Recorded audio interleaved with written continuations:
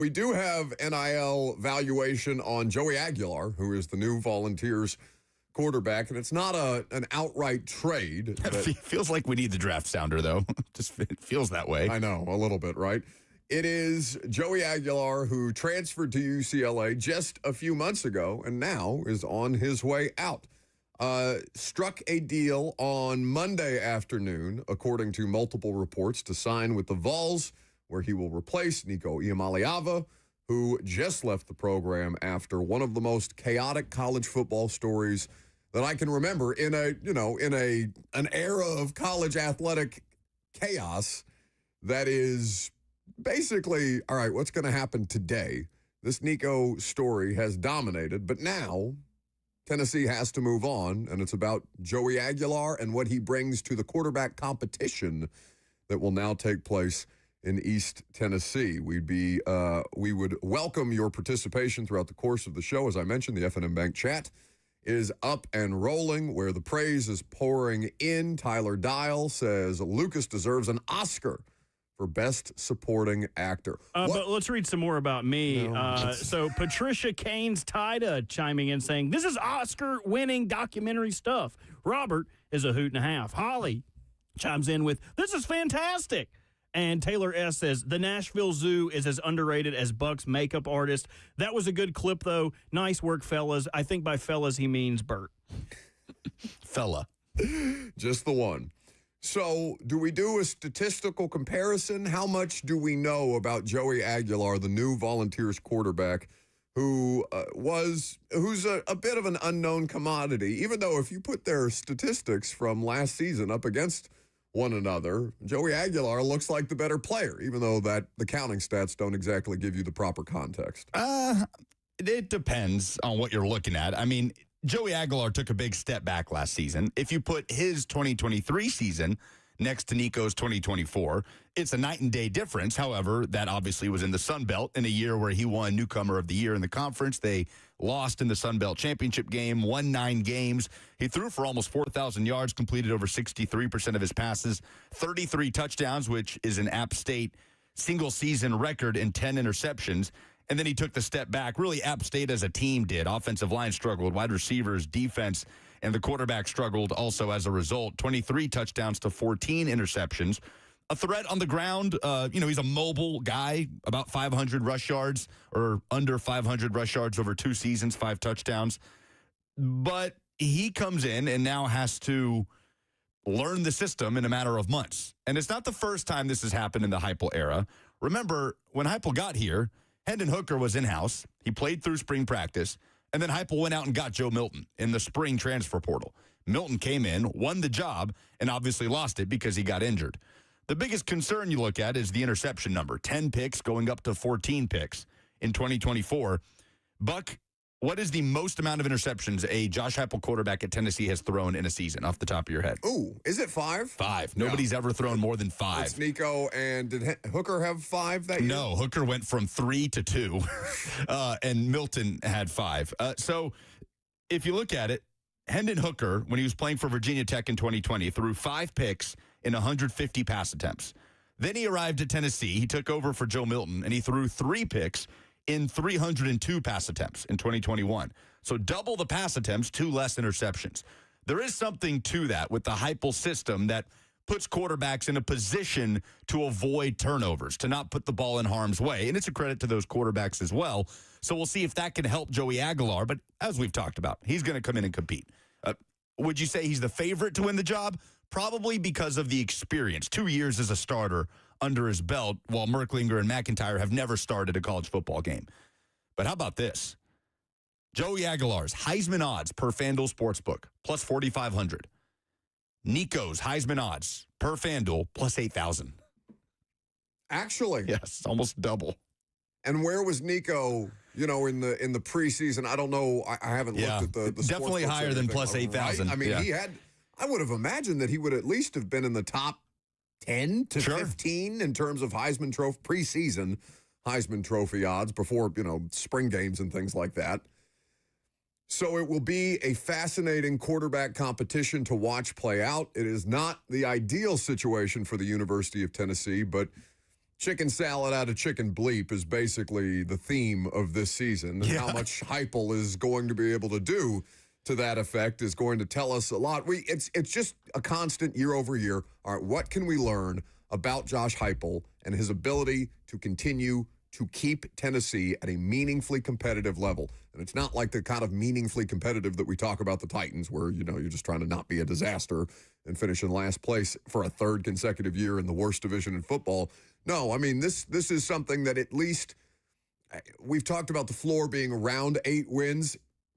If they get to 8-4 this year, I would consider it a tremendous success, having no idea who's going to be taking the first snap behind center. I guess it's not technically under center in this offense against Syracuse in week 1.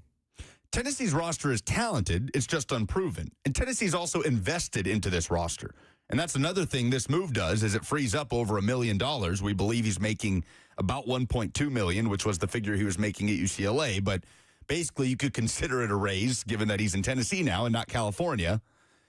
Now they have that difference of well over $1 million in what they would have been paying Nico to get an extra receiver out of the portal, right? To get an extra defensive lineman, ironically, to do some of the things that Nico's family wanted, but they wanted that and more of the money. So Tennessee, I could understand their stance being, okay, but you want all of our NIL dollars, so how are we supposed to go out and get more help for you? It's hard to walk that line. Now they can do that with a little more flexibility. We'll see how it changes the floor or the expectation and the discussion throughout the course of fall camp.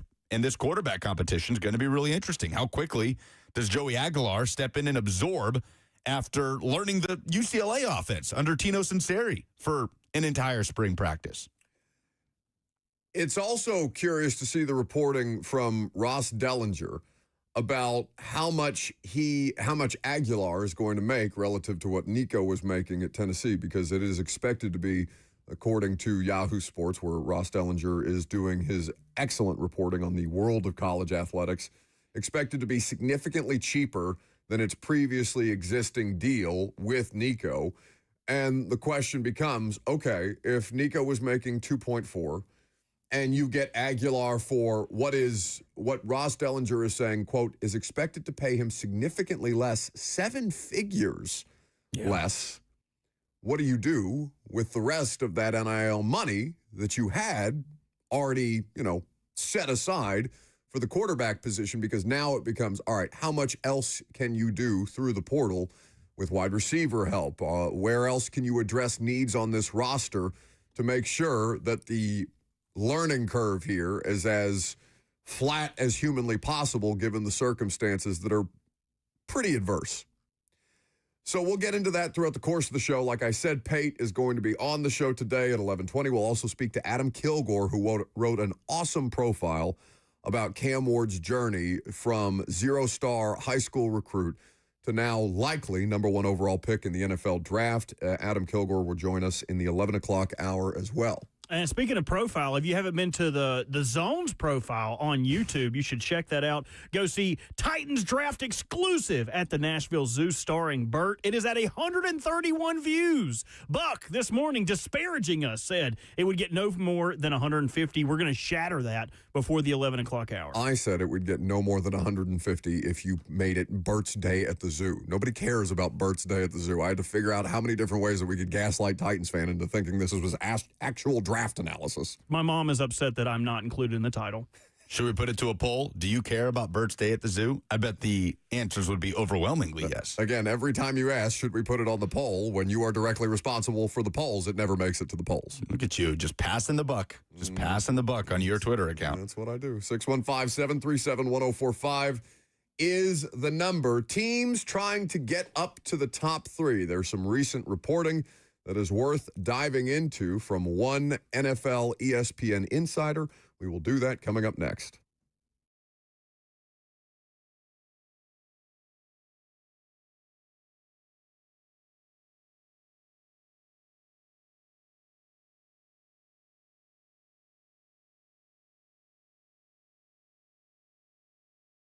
Would you like to hit the buzzer beater with your retirement goals? Then call Trajan Wealth today to learn about their tailored wealth management solutions, because we have all experienced some level of financial insecurity, some level of financial instability. Certainly, with everything that's going on, if you checked the stock market yesterday, you're probably feeling that a bit more. Occurrences like inflation, election cycles, new laws, and interest rates can affect the financial markets in the short term, but it doesn't make sense to keep changing the way that you invest in response to the daily news. Instead, Trajan Wealth will help you review your strategy and make sure that it's right for your goals, your level of risk tolerance, and your time horizon. Trajan Wealth will help you decide what to do because not all of us are financial experts, but we want to make sure that we have that peace of mind. Trajan Wealth can give you exactly that, your local trusted financial fiduciary.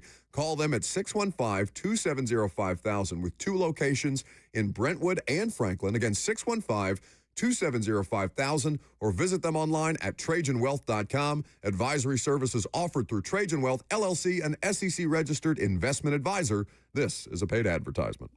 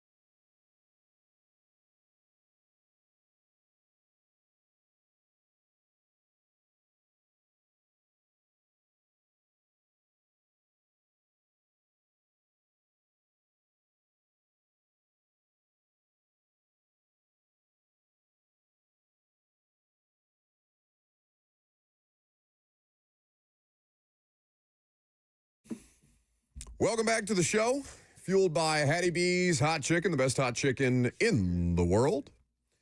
615-737-1045 is the number if you want to jump in. Now, what we know about the Titans is they've said one thing and done another, which is not uncommon at this time of year.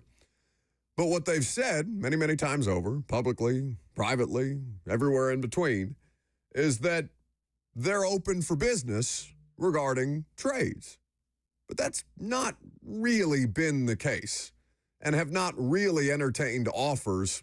It feels like since, I'd say, early March at this point in time, and as they get ready to draft Cam Ward with the number 1 overall pick, there's been significant reporting about 2 teams who have tried to get in on the number 1 overall pick and whose efforts were rebuffed by Mike Borgonzi, Chad Brinker, and the rest of the Titans front office, because once they had extended meetings with Cam Ward, sounds like they looked around at one another and said, all right, we're good here. We've seen the tape. We've seen the player. We've talked to the player. We like the vibe.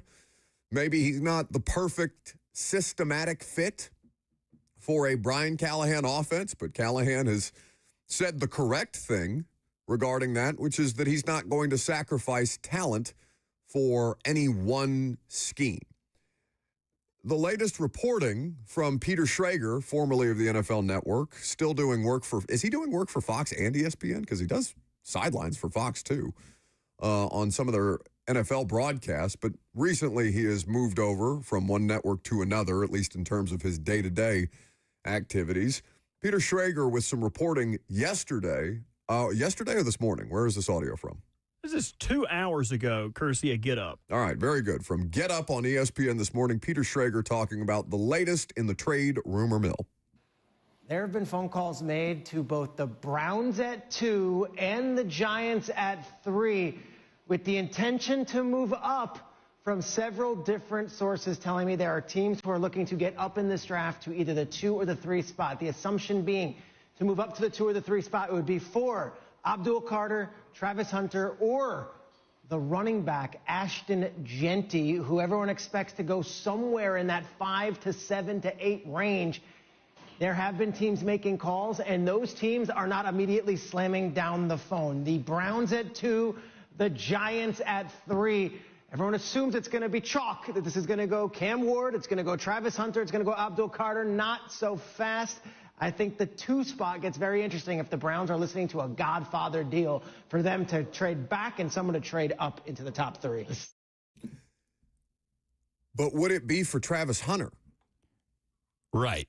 A month ago, we would have said, well, obviously that's for Shedeur Sanders. That's a quarterback desperate team. I think more than a month, but I understand your point. But at this point, I'm saying, yeah, that's got to be for Travis Hunter. That's got to be to go up and get who you believe to be the best prospect in this class, especially if you already have a quarterback. And it also makes the Giants situation more interesting, because if they're sitting at 3 and don't take Abdul Carter, because there are several reports that, from Todd McShay specifically, who was on the show, last week, 2 weeks ago, at this point in time, talking most recently on his own podcast, the idea that he's hearing that there's a conflict within the Giants building, and there's conflict. There's reasonable minds can disagree on things like prospect evaluation, but there's some level of conflict within the Giants organization between the coaching staff and several key members of their front office as to whether Shedeur Sanders is worth taking at 3 or not. That's a conflict between what's better for the team and what's better for job preservation. But the interesting part of it is, of the McShay thing, and this is the time of year that you have to suss through what's real and what's not, and who's being gaslit and who's not. What McShay is saying is that Brian Daboll's coaching staff is not in on Shedeur Sanders at 3, and that Joe Schoen and several key members of the Giants front office are in on the Giants taking Shedeur, or at least open to the possibility, really open to the possibility of taking Shedeur Sanders at 3. One would think that the coach would be more in the job preservation, except if you followed the Joe Schoen story arc. Yeah. At this point in time, from everything to extending Daniel Jones, mistake, to letting Saquon Barkley walk, mistake, to everything that's gone down since then, and still operating under an ownership group that has publicly expressed a lack of patience for what this current group of Giants people have been able to put together. If Joe Schoen drafts Shedeur Sanders at 3rd overall, that is trying to throw himself a life raft. Of course. As the Titanic, heads for the iceberg. He's holding, you've seen Titanic, I'm sure. No, what happens?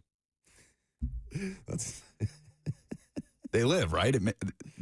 Somebody lives. Tell me the ship makes it. Ship. Is it like a ship? Yeah, it's ship. Okay. Yeah, everybody calm down. Spoke a little Is it fast like there. a Tarantino thing where they twist up the end, but Everybody instead of just gets making gutted? right, everybody's saved. It's an alternate reality. Yeah, I've seen Titanic. Okay. Well, I can't remember the name of the person that the woman is initially engaged to. I can't remember the. Oh, Billy Zane. Billy Zane. Yeah, Billy the name of the Zane. actor and character, I believe.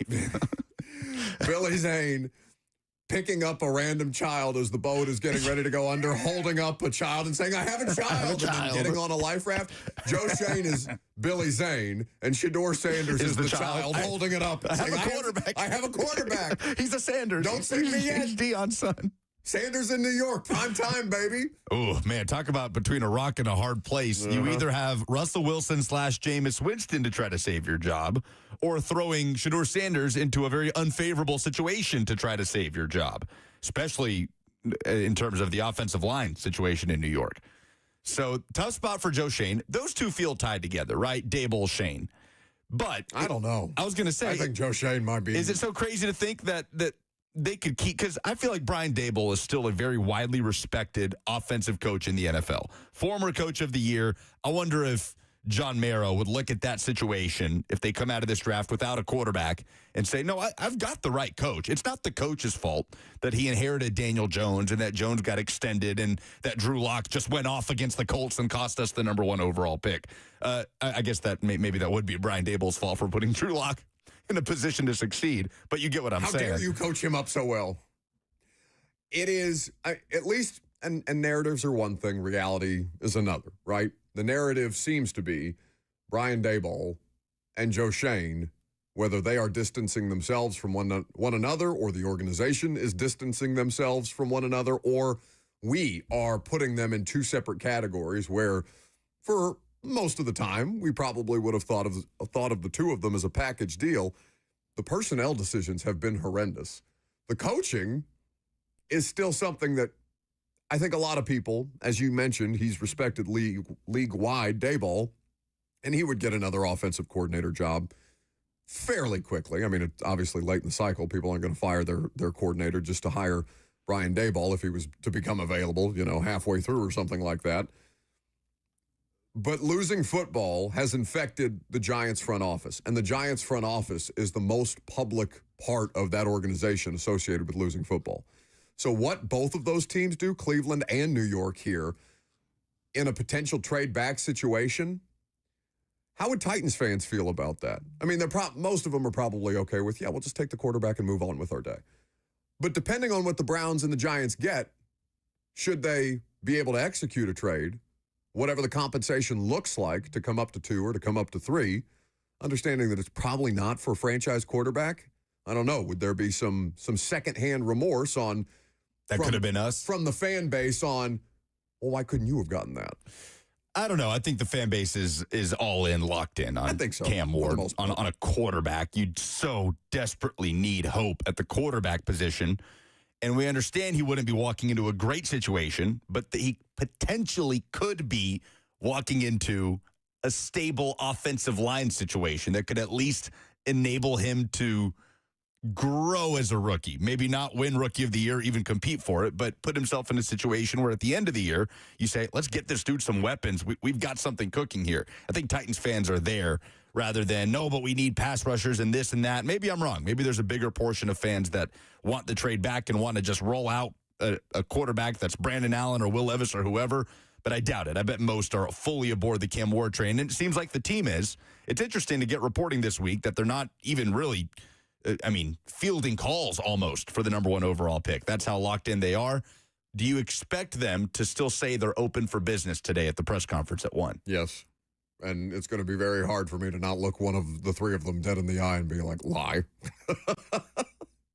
Resisting overtures is the phrasing that Schefter used. Now, resisting overtures would still indicate that an overwhelming overture could be made to sway the position of a front office and likely coaching staff that's entrenched in this position. But I just...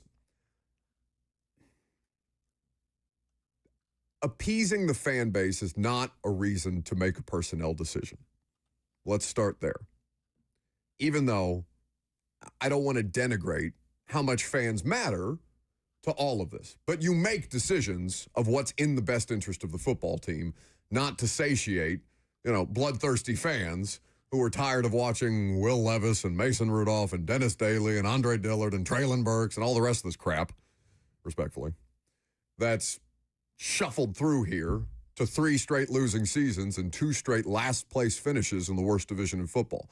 But I do think that to keep any semblance of this fan base's attention, that you have to give them some reason to be interested in your football team. There is no reason to be interested in the Tennessee Titans if they do not take Cam Ward. None. And I say that as somebody whose business is very much derived off a relative level of interest in the local professional football team. If they don't take that quarterback, you do the fan base a disservice because he is worthy of a number 1 overall pick. He is talented enough to be drafted in the first round. All of the things that we have worked our way through, all of the narratives as we've discussed, and as the draft evaluations have caught up from the NFL to what's being perpetuated in the media, you will see a level of apathy around this football team that I don't think that they've reached, even at their lowest moments, even understanding that there's been bad football before the last 3 years in Tennessee, and there will be bad football after these last 3 years in Tennessee. There is no player in the draft for any team that's a cure-all. I mean, as far as I can tell, and you tell me if I'm being hyperbolic about this fan base in a town that is not hardwired for diehard sports fandom and has a million different entertainment options at its disposal has to give the diehards a reason to care about their football team and has to give fans that you might be able to, or a potential growth opportunity in the fan base. You have to give other people a reason to care about the Tennessee Titans. Nashville is a growing city. Sure, people have NFL allegiances, but you spend enough time here, you win enough football games, you can steal some of that away. You can make this into a thing that people want to be a part of. Nobody wants to be a part of 3-14. Nobody wants to be a part of a team that has a dire need at quarterback with Will Levis currently on the roster, suffering through last year the way that they did, only to see that team trade out of the number 1 overall pick and end up with Abdul Carter, who still may end up being the best player in this draft class when all is said and done, but does not appreciably win you games. If the Browns have Myles Garrett and he's still only good for 3 wins, you have to find a way to impact the results on the field and just make sure that you keep their attention. Again, it's not complicated. We've come full circle on this logic because at the very beginning of the pre-draft process, we said the Titans are a team with the number 1 overall pick and a desperate need at the quarterback position. Not even with a semblance of hope with what's currently in the quarterback room. When that happens, that team takes a quarterback. It's just how the NFL draft works. The only exception is Myles Garrett and the Browns. And like you said, Myles Garrett, Hall of Fame player. Browns, irrelevant for the most part since drafting Myles Garrett. Why? Because they can't nail down the damn quarterback position. And we have gone every which way and explored every which avenue that the Titans could possibly go. Trade back, Abdul Carter, Travis Hunter, just take the best player, this and that. And here we are 2 days before the draft, and it's right back to where we started, just with a clearer picture on who the player is. The Titans are a team with the number 1 overall pick and a desperate need for a franchise quarterback. When that happens, that team, 9 times out of 10, is just going to take the best quarterback. And that's what's going to happen here, and it's what should happen here. 615-737-1045 is the number. We'll get to more of your phone calls here after Lucas tells us about one of the great events that the Zone has going on, because there's a great many events that the Zone has going on, not just Bert's self-promotion of his trip to the zoo, which you can find on 1045 The Zone's YouTube channel. Oh, there's the install coming up next Friday. You can get tickets at 1045thezone.com with Greg Cosell and Brian Callahan at the Analog at the Hutton Hotel. Again, Friday, May 2nd, Cosell breaking down the Titans draft class alongside Brian Callahan.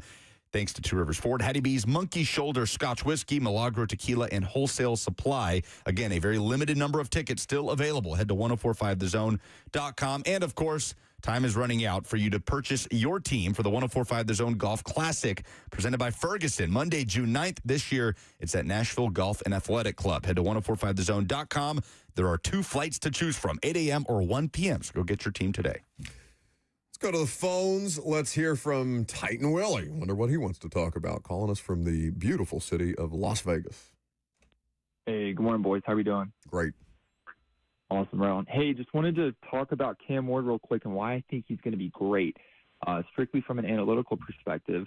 I think, and I'm kind of now leaning more toward this, for the longevity and success of a quarterback coming out of college. There's a direct correlation to a quarterback's success and how they're going to do in the league to how many years they played as a starter in college.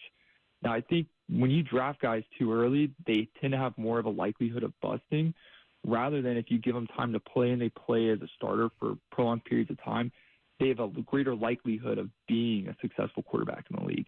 Just want to hear your thoughts on that, guys, because, again, like you look at somebody like Shane Daniels or like a Bo Nix, who played in the college for quite some time, they end up being very good quarterbacks.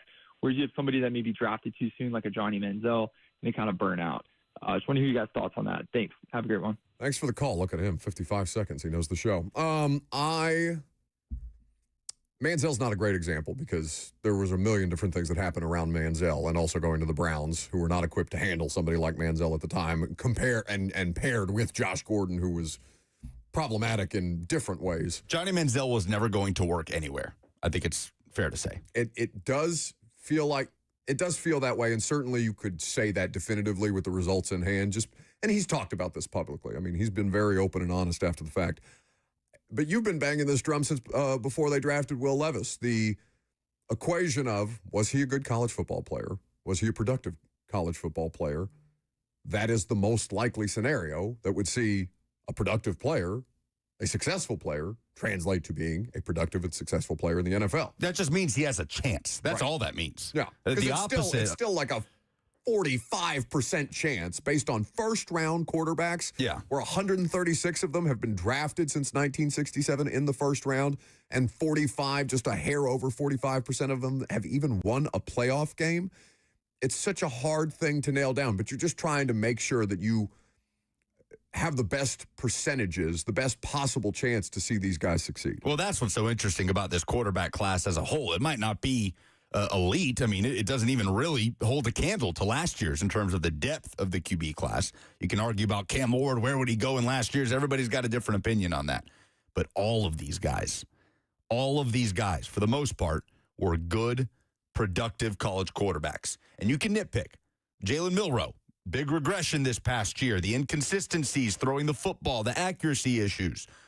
But Jalen Milroe also led Alabama to a college football playoff semifinal and was on the doorstep of a national championship game appearance, losing to the champs, Michigan, in that Rose Bowl, right? I mean, you can go through. Riley Leonard has all sorts of flaws in his game. He also led Notre Dame to the national championship game. All of these guys got a ton of football under their belt that they played in college, and all did it successfully. There is not an Anthony Richardson in this draft where he played 12 or 13 games and the results were pretty mixed at best, but my God, look at the traits.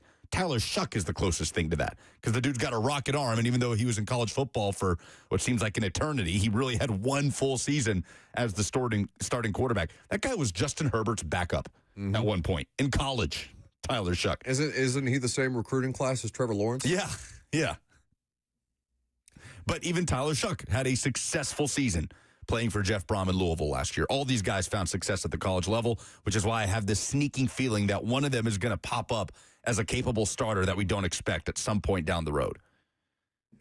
Do I have things to give away back there? Or are you too inebriated with your own star turn as people continue to gravitate towards our show trip, even though it was you as the featured, as the main character this time, our trip to the Nashville Zoo, which people can watch on 104.5 The Zone's YouTube channel. And while you're there, make sure you subscribe. Yes, we have 2 great prizes. 2 tickets to see AC/DC at Nissan Stadium on May 20th. But you can always be a winner when you watch Birds Stay at the Zoo.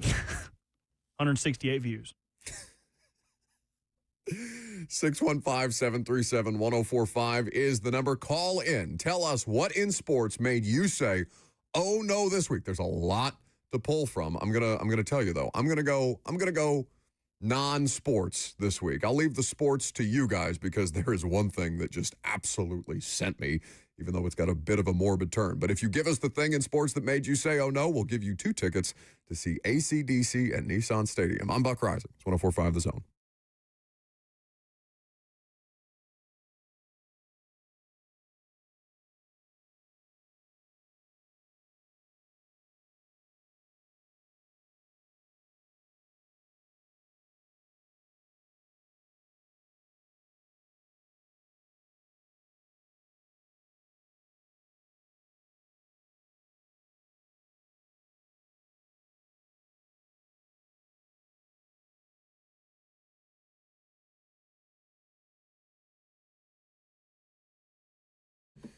Guys, listen up. I talk to a lot of y'all, and I hear the same thing over and over. You're tired. You're dragging. Things aren't working like they used to. And maybe you're thinking, well, that's just a part of getting older. But it doesn't have to be that way. That's why I want to tell you about the great folks at the Tennessee Men's Clinic, because these guys, they don't do guesswork. They make it happen. Real science, real treatments, no gimmicks, no online quick fixes that just leave you frustrated. Online pills are too expensive and generic to just not work. At the Tennessee Men's Clinic, their medical providers build a plan around you, your body, your goals, and what it takes to get you back to feeling like yourself again. Whether it's testosterone, ED treatment, stuff that most guys don't even know exists, and trust me, it works. Call the Tennessee Men's Clinic or visit them online at TennesseeMen'sClinic.com to book your consultation today, and they will make sure to put you in a position to succeed and make you feel like you used to, get you back to feeling like the person that you used to be and not feeling like you're just getting along and resigning yourself to the aging process. Again, TennesseeMen'sClinic.com for more information. That's the TennesseeMen'sClinic.com.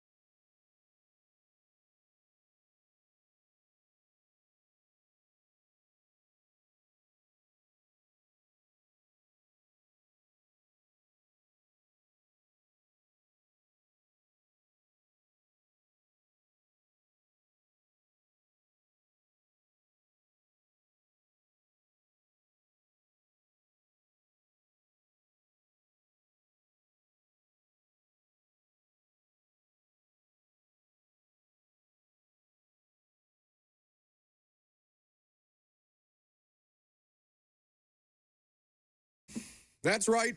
We got AC/DC tickets for you to win. If you call us 615-737-1045 and tell us what in sports made you say, oh no. Now, I know I just said what in sports made you say, oh no, and I'm going to go non-sports. But it's a tragic situation that was made hilarious by the way that it was announced by the President of the United States. And this is not a political situation. But Pope Francis, as I'm sure many of you are aware, passed away recently.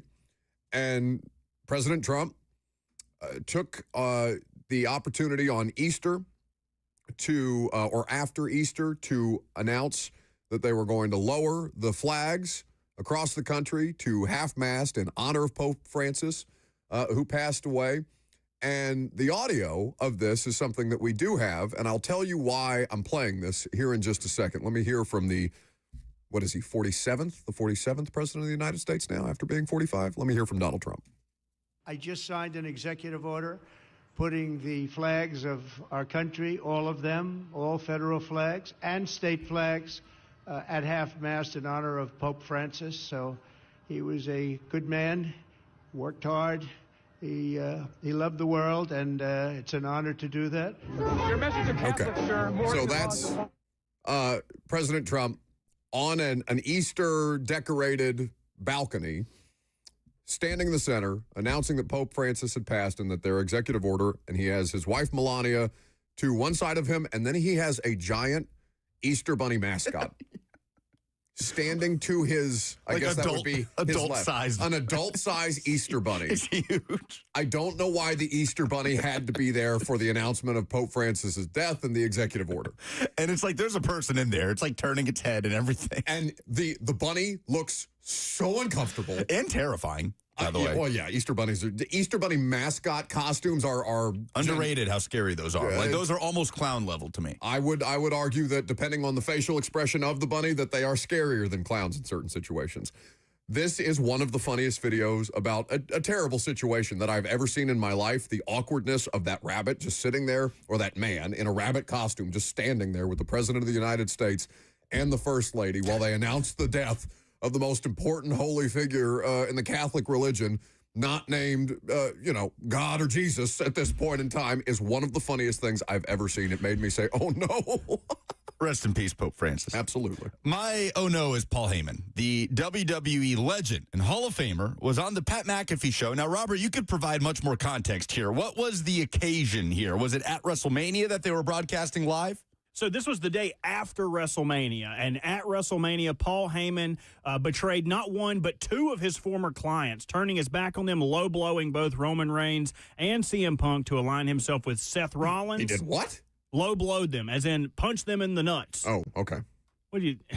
What else could that I don't know. What else could that mean? It could mean a great many things. Yes, Paul Heyman decided he would pleasure people in the middle of the WrestleMania ring. What are you talking? I've never watched one of these things. I have no idea what goes on. I just watched that Netflix documentary, and as far as I know, that stuff probably does happen. All right, in the again, ring. who's derailing the show here? Okay, so continue. The deal with Paul Heyman is he is not afraid to say anything. He is kind of the loose cannon of WWE. So when he was asked to be on the Pat McAfee show, a little chaos ensued. Okay, so real quick, some context. Shannon Sharp is in the midst of some massive sexual assault allegations in a lawsuit. Yes, and so this is Paul Heyman with Pat McAfee. CM Punk does as much good to my reputation as Shannon Sharp does to ESPN. Oh, no, jeez. Oh, boy.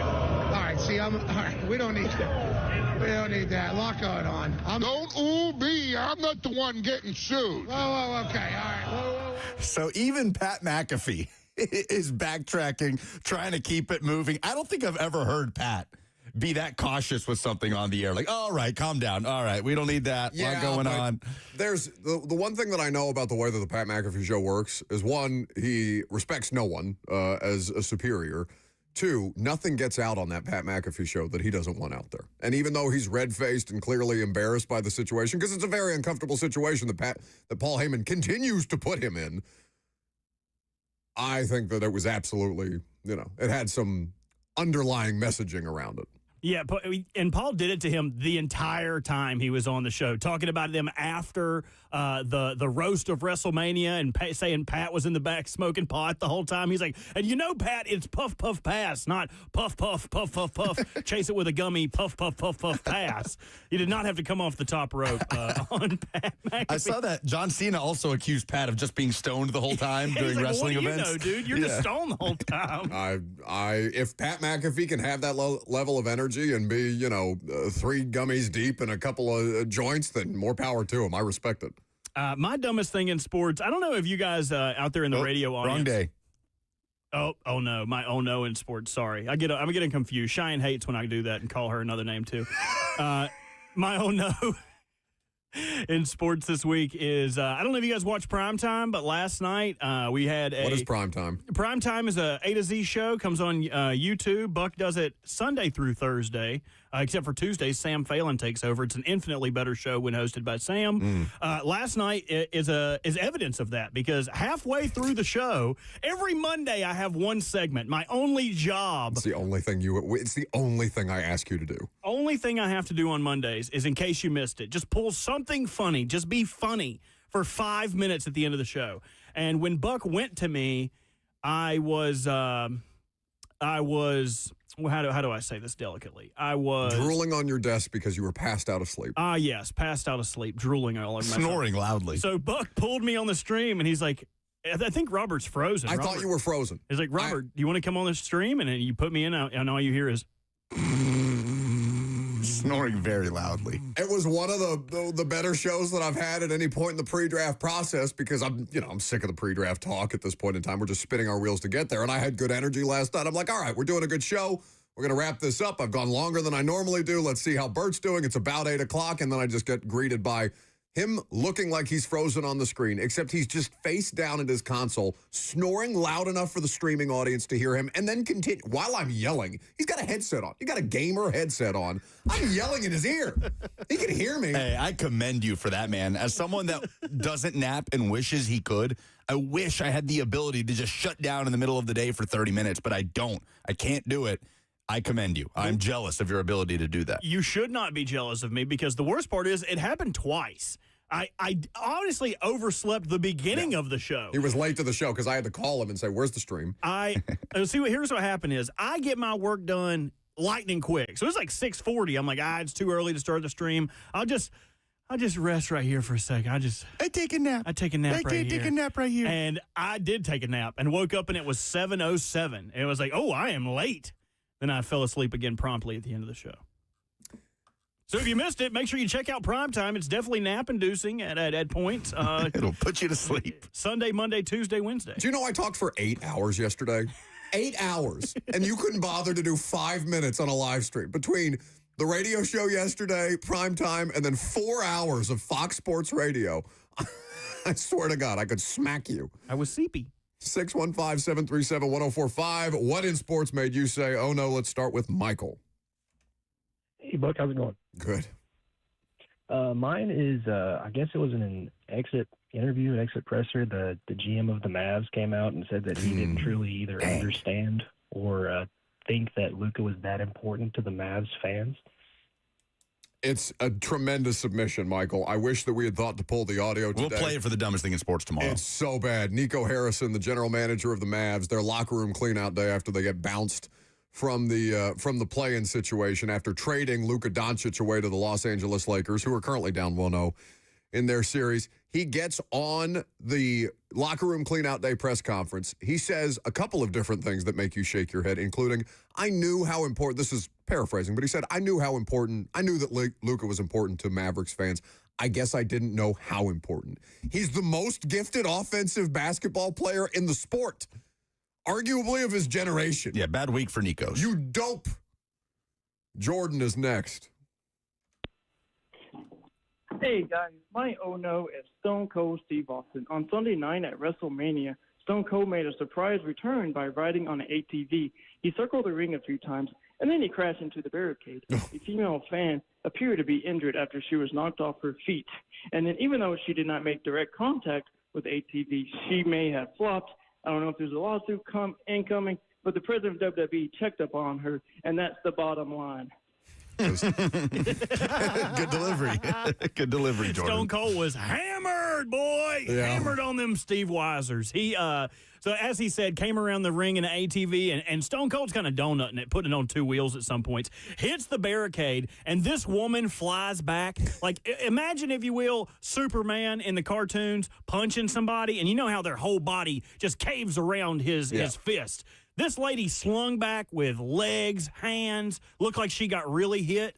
He also wrecked the ATV trying to get it to the ramp. So, Stone Cold, great addition to WrestleMania. Also one of us, a cat dad. Jordan stuck the landing pretty good. He did, but Michael had the better submission. It's the more oh-no-worthy moment. Nico Harrison just continues to stay in the news in a bad way. All right. We are going to be joined by Adam Kilgore. He is a sports reporter for the Washington Post. He wrote an awesome profile of Cam Ward, and there are a lot of great details in there that he's going to share with us. Coming up next on Buck Rising, it's 104.5 The Zone.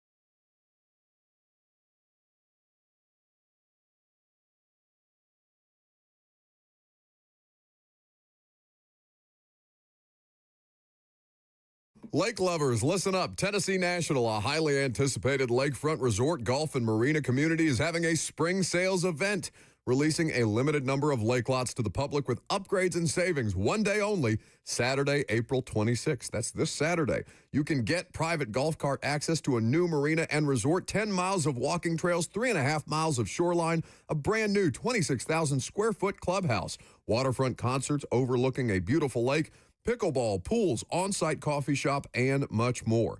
Play on the lake or simply relax at the waterfront restaurant just over 20 minutes from Knoxville, Tennessee. Financing is available, so enjoy life on the water, fresh air, boat rides, and sunshine. Celebrate the lake life and make memories. This limited property release, Saturday, April 26th. Visit TennesseeNational.com, or better yet, give them a call, 865-408-9992 to secure your private tour. Memories begin here.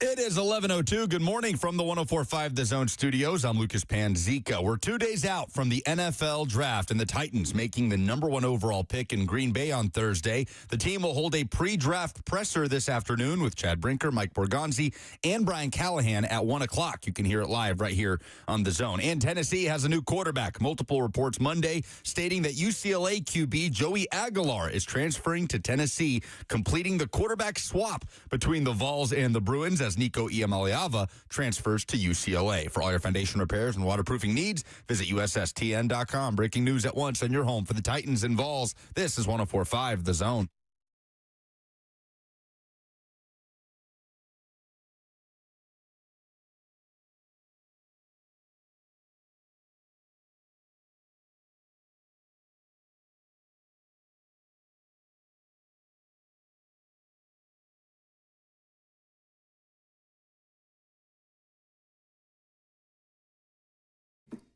So we're just kind of killing time, it feels like, for the rest of the week. I mean, hell, we've been killing time since October, given how the Tennessee Titans season went, until Thursday night, when the Titans, with the number 1 overall draft pick, are fully expected and at least privately planning to draft Miami quarterback Cam Ward. Now, you've heard a lot of insights. You've heard a lot of analysis about the player and the accolades that he has produced on the field, but I mean, at least for our part of things, I don't know if we've done the story of Cam Ward quite enough justice, from his journey from 0-star recruit to now likely the number 1 overall pick in the NFL draft. So instead of us dopes doing it, we bring on Adam Kilgore of the Washington Post, who wrote an excellent profile of Cam Ward. You can check it out now. It's available on his Twitter account at Adam Kilgore.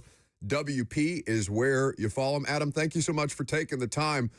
The process of reporting a story like this, especially one with so many layers, what was the initial intrigue for you with Cam Ward as a subject, and how much more engrossed in the story did you become once you started to peel back those layers? Yeah, no, I mean, I was, thanks for having me on, first of all, but no, I was really intrigued. I mean, because this guy, he was emerging pretty early on in the draft process as pretty clearly the guy who was going to be taken first overall. And I'd watched him a little bit at Washington State. I'd watched him at Miami, but I realized I didn't really know much about him. Didn't seem like the football world as a whole, like, knew a lot about him, other than he started at a small school and, you know, got a lot of money to go to Miami on an NIL deal. But other than that, you know, I didn't know a lot about him. So I figured I really wanted to kind of dive in and, you know, try to fill in some of those gaps. So and that's really where it started. And at that point, you know, just try to reach out to the people who know him well, you know, try to reach out to his coaches, reach out to his parents, although I couldn't get a hold of them. But, you know, just you know, whoever knows him best, and sort of dive in and figure out what makes him tick and how he got to where he is. And so, not to spoil the story for those people who want to check it out at WashingtonPost.com. Again, Adam Kilgore, a sports journalist, here with us on 104.5 The Zone. What was the most interesting detail to you with a story that had so many different layers to it, as we've mentioned, and so many fascinating quotes about who this guy is? What really captivated you the most out of a fascinating story just in total? You know, I think it's sort of his kind of like inner drive, his will. The fact that, you know, he never viewed himself as an underdog, you know, as a guy who was sort of had a chip on his shoulder. I don't think he views himself that way. I think he views himself as like, I'm the best player in the field, whether that was at Incarnate Word, whether that was at Washington State, whether that was at Miami. I mean, I just think he doesn't see himself as the guy who kind of came from nowhere, even though, you know, he kind of did. I just think he's the one who is sort of his will to improve, his sort of innate talent, all that together, I think makes him have a just insane belief. I mean, he got asked at his pro day, you know, like, when did you realize, you know, when did you think it was realistic for you to be a first overall pick? And he said, oh, back at our Incarnate Word. And that's before anybody had ever heard of him. That's when he, even like recruiting services didn't know who he was at that point. And so I think that's what was so interesting to me is that this guy who has always viewed himself the way that now like the rest of the football world kind of does. Adam Kilgore of the Washington Post here with us on 104.5 The Zone. His piece on the story of Cam Ward from zero-star recruit to likely number 1 overall pick in the NFL draft is available online now. You can check it out on his Twitter account at Adam Kilgore WP. Adam, it's easy to cringe when you see comparisons like Pat Mahomes to Cam Ward. It just feels unfair, right? Anytime a prospect gets put next to a player of that caliber. But the connections are hard to ignore when you consider Eric Morris, obviously Pat Mahomes, offensive coordinator at Texas Tech, and then Cam Ward's coach at Incarnate Word, and then OC at Washington State. And this excerpt from your article on the Washington Post really caught my eye, where Eric Morris is talking to you about discovering Cam Ward at a camp before his senior season, realizing that he would have no chance to recruit him to Incarnate Word if he had played in a high school system that actually threw the ball. And this line here, as a college assistant, mostly at Texas Tech, Morris had coached or been around Baker Mayfield, Patrick Mahomes, Davis Webb, and Case Keenum. He believed the pudgy kid who barely passed in games possessed as much pure throwing ability as any of them. I mean, did you do a double take like I did when you heard that from Eric Morris? And I'm not sure if you got the chance to talk to him specifically about this, but I'd wonder what Coach Morris thinks, now the head coach at North Texas, of these comparisons to Patrick Mahomes. Totally. In fact, so that was one of the first things he said when I was interviewing Eric Morris. And he kind of went on, his answer was pretty long and a little tangential. But I went back, I was like, hey, I just want to make sure I heard you clearly. Did you say that like Cam Ward has the same like arm talent naturally as a prospect as like Patrick Mahomes? And he was like, yeah. Oh, yeah. Like and I said like, well, how so? And he didn't mean that in a way that it was like, the raw arm strength or the accuracy. It was sort of his arm talent sort of as a whole. Like the way his release is a big part of what Cam Ward, does that makes him special. Shannon Dawson, the Miami offensive quarterback, kind of backed up when he said, I've never had a quarterback who the message between his mind saying throw the ball there and the ball being there, he's never seen it faster than Cam Ward. So I think that's the sort of arm talent that he's got. And you're right, man. I mean, it is like sort of inherently dangerous, if not downright like foolish and insane to compare any quarterback to Patrick Mahomes. But there are a lot of broad strokes with Cam Ward and Patrick Mahomes that make them similar in, sort of like an outline profile kind of way. I mean, you mentioned Eric Morris at Texas Tech, sort of a very dyed-in-the-wool air raid system like Patrick Mahomes played in college. Their multi-sport background really stood out to me, where much like Patrick Mahomes, Cam Ward played baseball, and you really see that in his arm angles and his release and some of the creative things that he can do with the football, just throwing it. You see his basketball background. One of the more distinct things that Cam Ward does is he kind of drops back, and as the play gets chaotic, he'll just like stop moving his feet and stand there. And he's so comfortable in the pocket. And Eric Morris, the coach he had at Incarnate Word in Washington State, he mentioned his basketball ability, where he's just very comfortable with people around him. A lot of young quarterbacks will bail out of clean pockets, will get nervous, see problems that aren't there, and the play goes to hell. Cam Ward's the opposite. He will stay in there. He doesn't mind if there's a pass rusher swiping at him or, an offensive lineman backing up near him. He just stands there, stays really patient, stays really calm. And that's another way I think that sort of that, that multi-sport background that has helped Patrick Mahomes so much really comes into play for Cam Ward.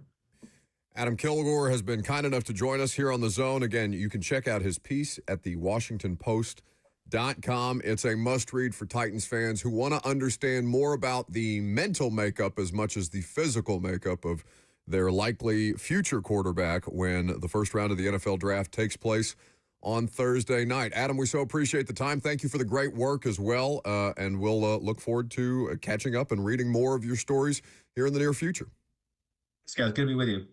Adam Kilgore with us on 104.5 The Zone. So, from talking about Cam Ward's time as a collegiate quarterback to another collegiate quarterback saga that has completely engulfed the world of sports in general. Josh Pate is going to join us coming up next. We'll talk about Nico to UCLA. We'll talk about Aguilar to Tennessee. We'll talk about everything else in between and the reporting that he has done on a lot of this stuff.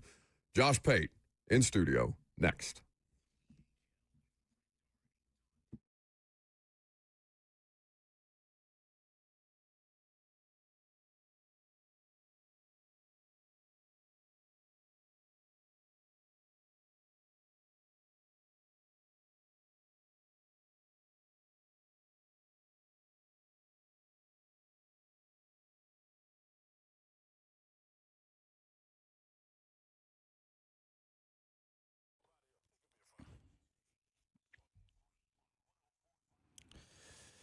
Oh, it's almost lunchtime. It's the best part of the day. And if you're thinking about where to go, you're watching that clock, tapping your foot, thinking about your lunch break, I've got the answer for you. It's Hattie B's. Visit any one of their 7 Middle Tennessee locations, the factory at Franklin, Lower Broadway, Melrose, Midtown, Nashville West, even the Nashville Airport. When you're flying in and out of town, Hattie B's, of course, is a family-run restaurant that serves up your favorite Southern food and authentic Nashville hot chicken. You know it is the best around. If the sides are as important to you as they are to me, Hattie B's is your spot. The Southern greens, the pimento mac and cheese, the baked beans, the bacon cheese grits, you can't go wrong. And if you download the Hattie B's app today, not only can you order for pickup, skip the line, walk in, grab your Hattie B's famous hot chicken, and head back to the office, or order for delivery. But if you download the app, you get a free dessert simply by doing so. Get that banana pudding. Trust me on that one. Start to build up those Hattie B's rewards. Visit HattieB.com also for online orders and go to Hattie B's today.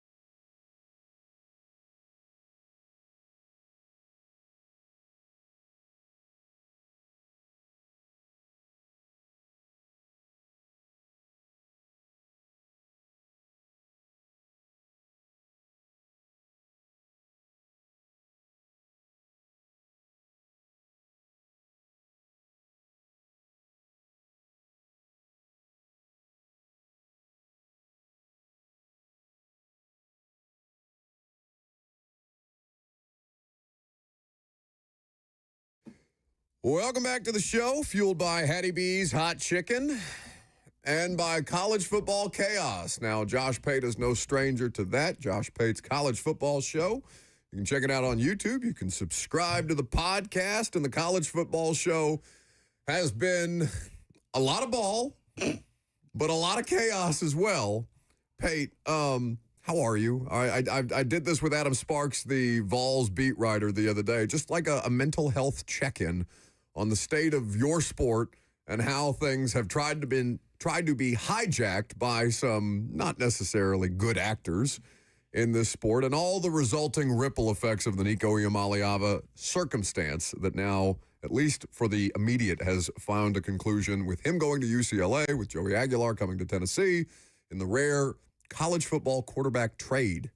Well, first off, thank you for asking how I'm doing. You're welcome. Everybody's been focused on Nico and Tennessee, and no one cares about how I'm doing. Not great. Not great.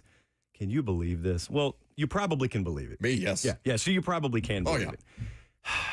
Where do we begin? I'm of the opinion that this was both hard to see coming and easy to see coming. If you live in the weeds, it was hard to see coming. If you have existed at the top floor of the building and you try and have 50,000 foot around the corner, whatever you want to call it, perspective, this has been the inevitable trajectory of a lot of this. All right, so now if you're going to claim to have that same vision, all right, let's look ahead from this point. Is this a net negative, net positive? Well, in the moment, it's a net negative. But the last remaining holdouts, because believe it or not, folks, there were maybe one or two people in the room who still claimed college football was okay. There was no problem. Everything's just, it'll work itself out. Him. Those people. Oh, stop. The Lukai of the world, the plural of Lucas. I do like that. They had their eyelids just stapled to their foreheads. They had a hand on each ear. They were shaking, and they were forced to look and say, look, admit it, this is a problem. How does it feel to be compared to Bird Box? Great movie. Classic. So classic scenario there. Something's got to come from this. Something good's got to come from this. I don't know if it's federally. I don't know if it's collective bargaining, employment, whatever. But I would be of the opinion that anything is better than what we have now. Now, as for Tennessee, because that's what people really care about. I remember being around Tennessee last year when Heupel was going back to Oklahoma for that game. And how Josh Heupel kept claiming this is not about me, it's about the team, it's about the players, and just knowing full well, if that guy could rip Oklahoma's heart out and hold it above himself with the blood dripping down, that's what he aimed to do. That is him, I would imagine, from a play calling perspective this fall. It's not that you just brought in, the next Cam Ward that's going to shock the college football world or anything like that. But how big a blessing, if there is one, hidden in all this garbage, that you'll never have to worry about motivation for that team this year. You'll never have to worry about getting the locker room up. You'll never have to worry about squeezing an ounce out of that sponge. It'll be squeezed out of itself. But then the broader scope of things is whatever people think about Nico Iamaleava, whatever people think about how you classify a 19-year-old or a 20-year-old. They're legal adults, yes. Do I still call them kids? Yes. Whatever you think about that, I was with a head coach last week when all this was kind of going down, and that head coach said, I don't care if it's Nico, I don't care if it's Jaden Rashada, the next big payday those guys get, if they get another one, will be when Netflix or Amazon or some major production company comes to them and says, here's a big payday to sit down for a full-scale documentary on how many people are capable of imploding a kid's career and who to and not to listen to. And the head coach just bluntly said, neither of those guys are going to work out. It ain't going to work out for either one of them. They were both former heralded five-star guys. It's done. People know it with Rashada. People will know it with Nico. It's done. They have cratered into the ground. There's no coming back from this. But the big payday, the redeeming quality from all this could be, if the net result is we get a lot of the bad actors out of the space, it may be bad for them, but they are collateral damage in what was a great positive inflection point for the sport.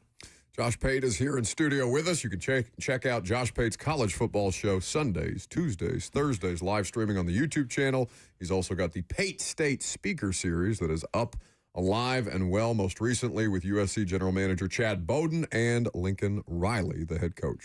There are a lot of ripple effects, a lot of dominoes to this. And one of the things this has affected now for me, Josh, as if, the way fans looked at recruiting hadn't taken enough hits, is Tennessee's got Faison Brandon in line, committed to play 2026 class. And I look at this situation, and then you look at this other 5-star coming down the line. I don't know anything about 5-star Brandon personally. Obviously, I've never met him or anything. But it switches your mindset over to almost being not discouraged, but less encouraged by the 5-star, because it's, oh, great, we just signed up for another 3-year battle to keep this guy on campus, whether he's good or not.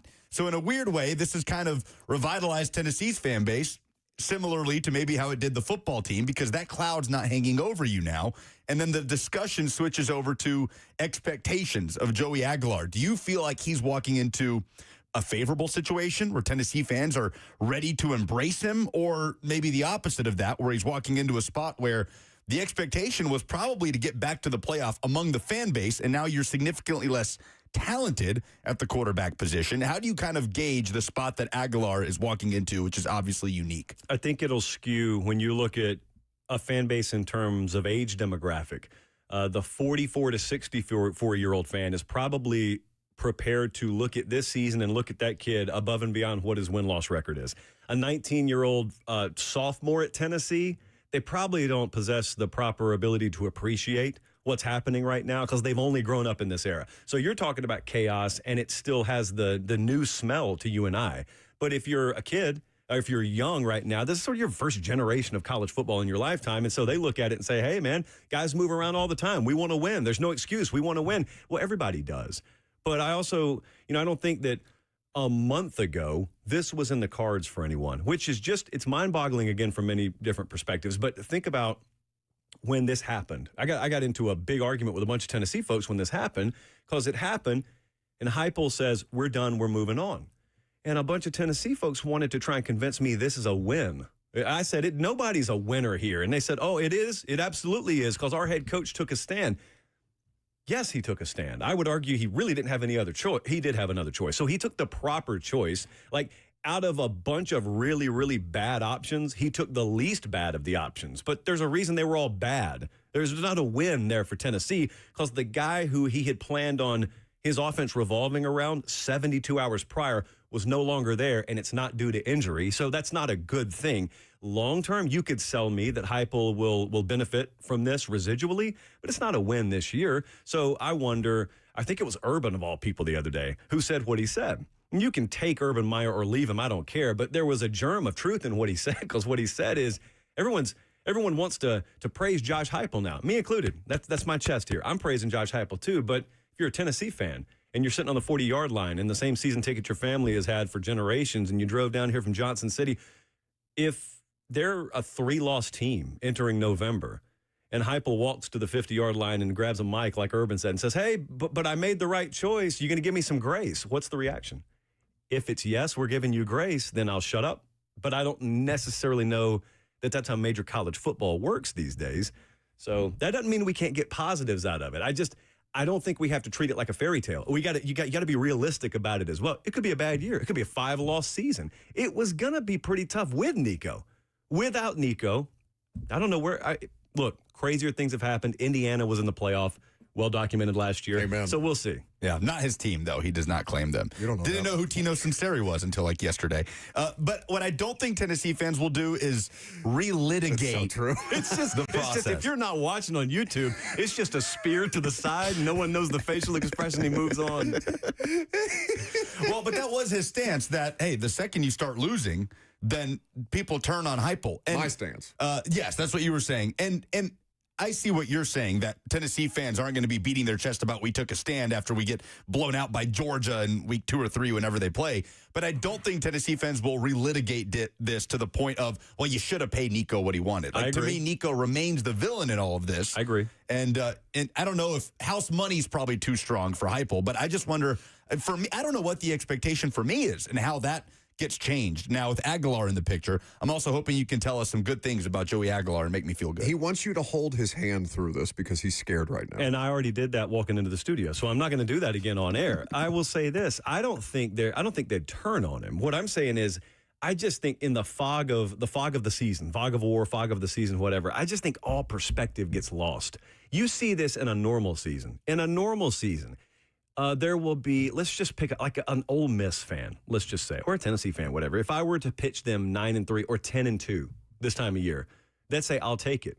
Okay, then you get into the season, and en route to a 10-2 finish, there's so many ups and downs in a season, and that individual fan is so happy, flustered, exasperated, happy again, indifferent. They got through a range, like the rainbow of emotions, because that's the fog of the season. And all I'm saying is when you get into the fog of the season, it does not matter if Carl from Clarksburg, his stance in April is, I'm proud we took a stand come what may this year.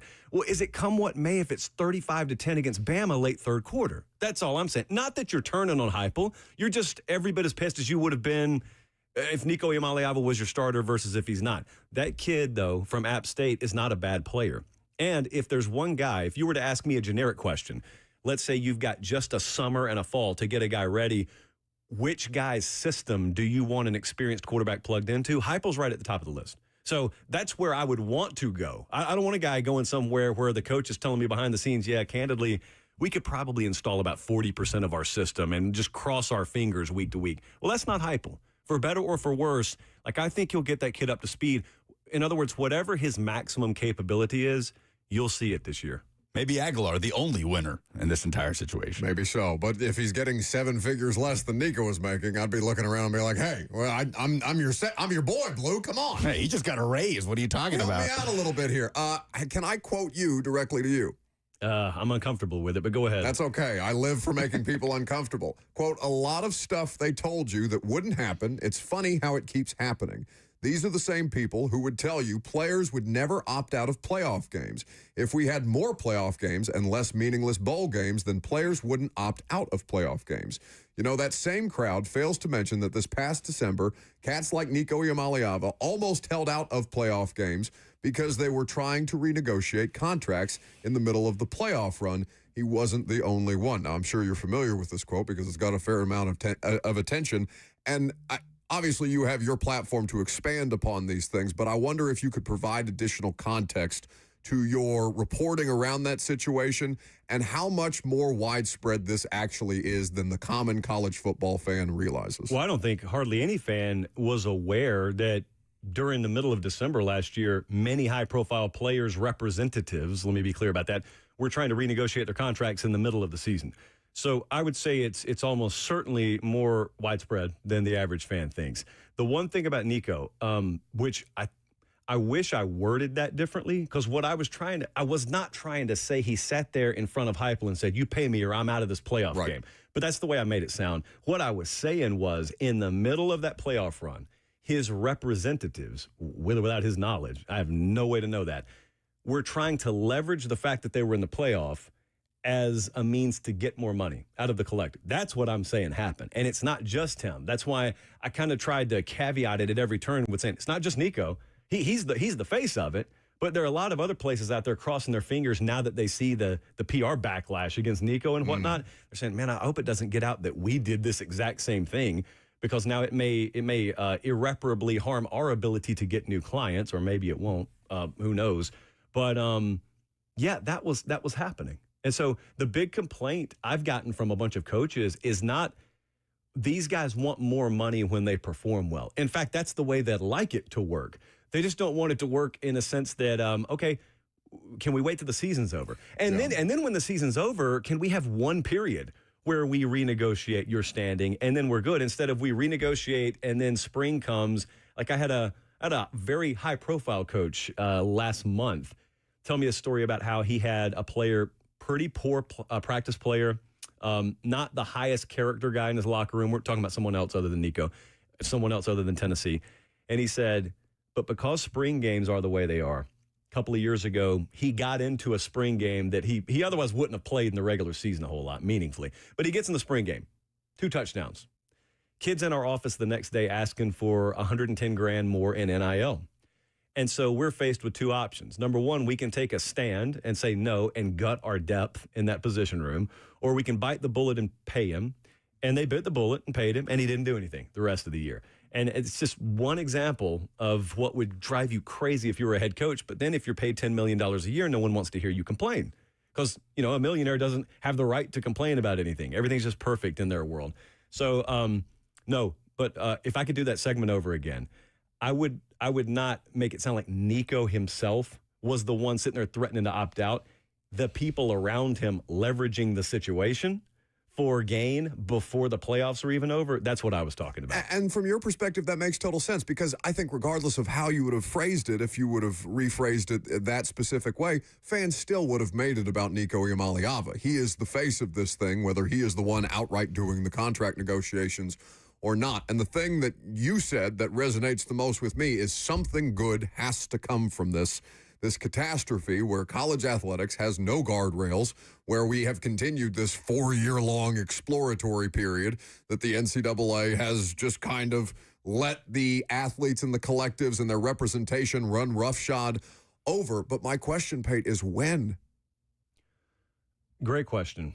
Wish I had an answer for you. I know. You're more connected to these things than I am, obviously, though. So I'm just curious as to how much this is going to be able to move the needle in real time, because there's nothing to stop this from continuing to happen. How much is that Syracuse wide receiver asking for? $2 million? That's what Fran Brown alleged. So, I mean, it's going to happen whether it's as public as this one is or not, whether there's as many parents on social media or handlers on social media as this one had or not. It is going to continue to happen, and I just don't know how much further we can get down this rabbit hole before. I mean, it's never going to be too late, I suppose. You can always put the guardrails in, but how much longer are college football fans, the core constituency, going to have to be like Lucas and ask somebody like you to hold their hand through a college football offseason? So the day this happened, I don't know if many people realize this, but over at yahoosports.com, Ross Dellinger writes a story, within 36 hours, let's say, of the Nico stuff blowing up. It did not get any traction. It should have, because it had first off, Dellinger is as close to the legal, like, DC lawmaker side of college athletics as anyone. He said, in a bipartisan nature, they're as close to getting a bill for college athletics as they've ever been. So, of course, you've got a lot of people driving around right now who say, well, the last thing we want is the federal government involved in college football. Trust me, until 5 minutes ago, I would have been right there in the passenger seat with you. Number one, because I like to save on gas. And number two, because I agree with that sentiment. However, kind of like we were talking about with the best of a group of bad situations with Heupel, think about it here. Your only other alternative, well, you got three choices. You can either go the federal route and get a limited antitrust exemption for college athletics so they can have rules and actually police it. B, you don't do anything to change, and it's just chaos like it is now, which is unsustainable, and everyone agrees with that. Or C, you go the employment route, and you make the players employees, and then you collectively bargain a deal, which candidly is the direction most people in my industry seem to want it to go. So I'm a little bit in the minority here, only because if you go to the logical conclusion of the federal government intervening, everyone wants to tell the nightmare story of what that could become. I acknowledge that. It's not without its pitfalls or risks, but take the employment route through to the logical conclusion. And I was talking to some folks the other day because I asked them, I said, talk to me like I'm 5. What are some of the unintended consequences of that? And they said, well, number one, you can kiss non-revenue generating sports goodbye. Mm-hmm. Just that on its face is a bombshell. But number two, they said, what we've been meeting about right now in our boardroom is if you make college players employees, how do you just artificially install a cap that says you can only play college football for 4 years or 5 years or whatnot? We think that it would be tough to withstand the legal challenge of a kid saying, I want to play 8 years of college football. And if one does it, many do it. And think about what that does. If you don't have an ever-churning group through college football every 3 or 4 years, well, then you don't have a revolving door of high school athletes entering college football because you don't have as many spots for them. So you start drying up your high school talent pool by default, by the very nature of what the employment model has done to your college pool. And then think about what the NFL does. The NFL is used to having that free agent pool to choose from, those borderline undraftable guys. Well, those guys are staying in college now. And so the NFL and high school probably both look at that and say, that doesn't work for us. The non-revenue generating athletes look and say, that doesn't work for us. And all the while, you're going to have someone trying to fool you into thinking the employment model is what's best for college, fill in the blank. It's best for about the top 2% of college football earners. That's what it's best for, at the expense of everyone else. So because of that, I think that they are going to / need to go that federal route, as much as it doesn't taste good when I say it. And I think they may be a lot closer than they're letting on. Everything is fine. Doge for college football. Yes. Come on down, Elon. Nothing to see here. Let's ride. Josh Pate. What's the name? What's the acronym? We've got to do this now before someone else does it, and we don't benefit from the trademark. Well, that's the branding side of you that is already thinking about Pate State T-shirts with whatever the efficiency acronym. department is going to come in here for college football. HELP. We'll figure out the rest. We start there and then work our way back. We can come up with something creative from that standpoint. Josh Pate's college football show is where you listen to him and watch him Sundays, Tuesdays, and Thursdays. Subscribe to the YouTube channel. I don't know how much pre-workout you've taken because I can see your hand shaking. Look you at have that. another segment in you? I do. You need to ask me some about Cam Ward. I told Lucas I got some Cam Ward stuff. Draft stuff. I've got some. I have got some never before told Cam Ward stories. You didn't get this from the Washington Post guy. All due respect, you're not getting this from Mel Kiper because I'm the only one that's let him practice down there. All the rest of the media gets blocked out. So I've seen some stuff with Cam Ward. Draft expert Josh Pate. There you go. Find out next. Oh my God! I know that you have to be driven insane by all of this, but thank God for this. Well, so yeah, but on the other side, because of the way. Hey guys, it's Lucas to tell you about Music City's coolest new spot. It is Fog Street Lawn Club, Nashville's premier soccer pub, your go-to spot to watch Nashville SC games, and it's open early on weekends for Premier League action. Even for those 6 a.m. kickoffs, go enjoy some brunch and watch that sunrise on that picture-perfect rooftop view of downtown Nashville. I promise you, it's the best in town. But no matter the sport, Fog Street Lawn Club makes sure you won't miss a moment. TVs everywhere, plenty of space to watch the game, and you can spend the whole day there. You won't get bored. Again, the rooftop is amazing. Play British-style lawn bowling or cornhole on the rooftop or head next door. Challenge your buddies to some axe throwing at Bad Axe. Fog Street Lawn Club gives you the experience of downtown Music City with a perfect escape from all the hustle and bustle. It's located near the Gulch in the upcoming Pie Town neighborhood. Great for families and hosting events. Some great concerts coming up there for their concert series this summer. Oh, and not to mention their menu of British pub-style food. You got to check it out. Happy hour, Monday through Thursday, 3 to 6 p.m. Go to Fog Street Lawn Club, located on Fog Street.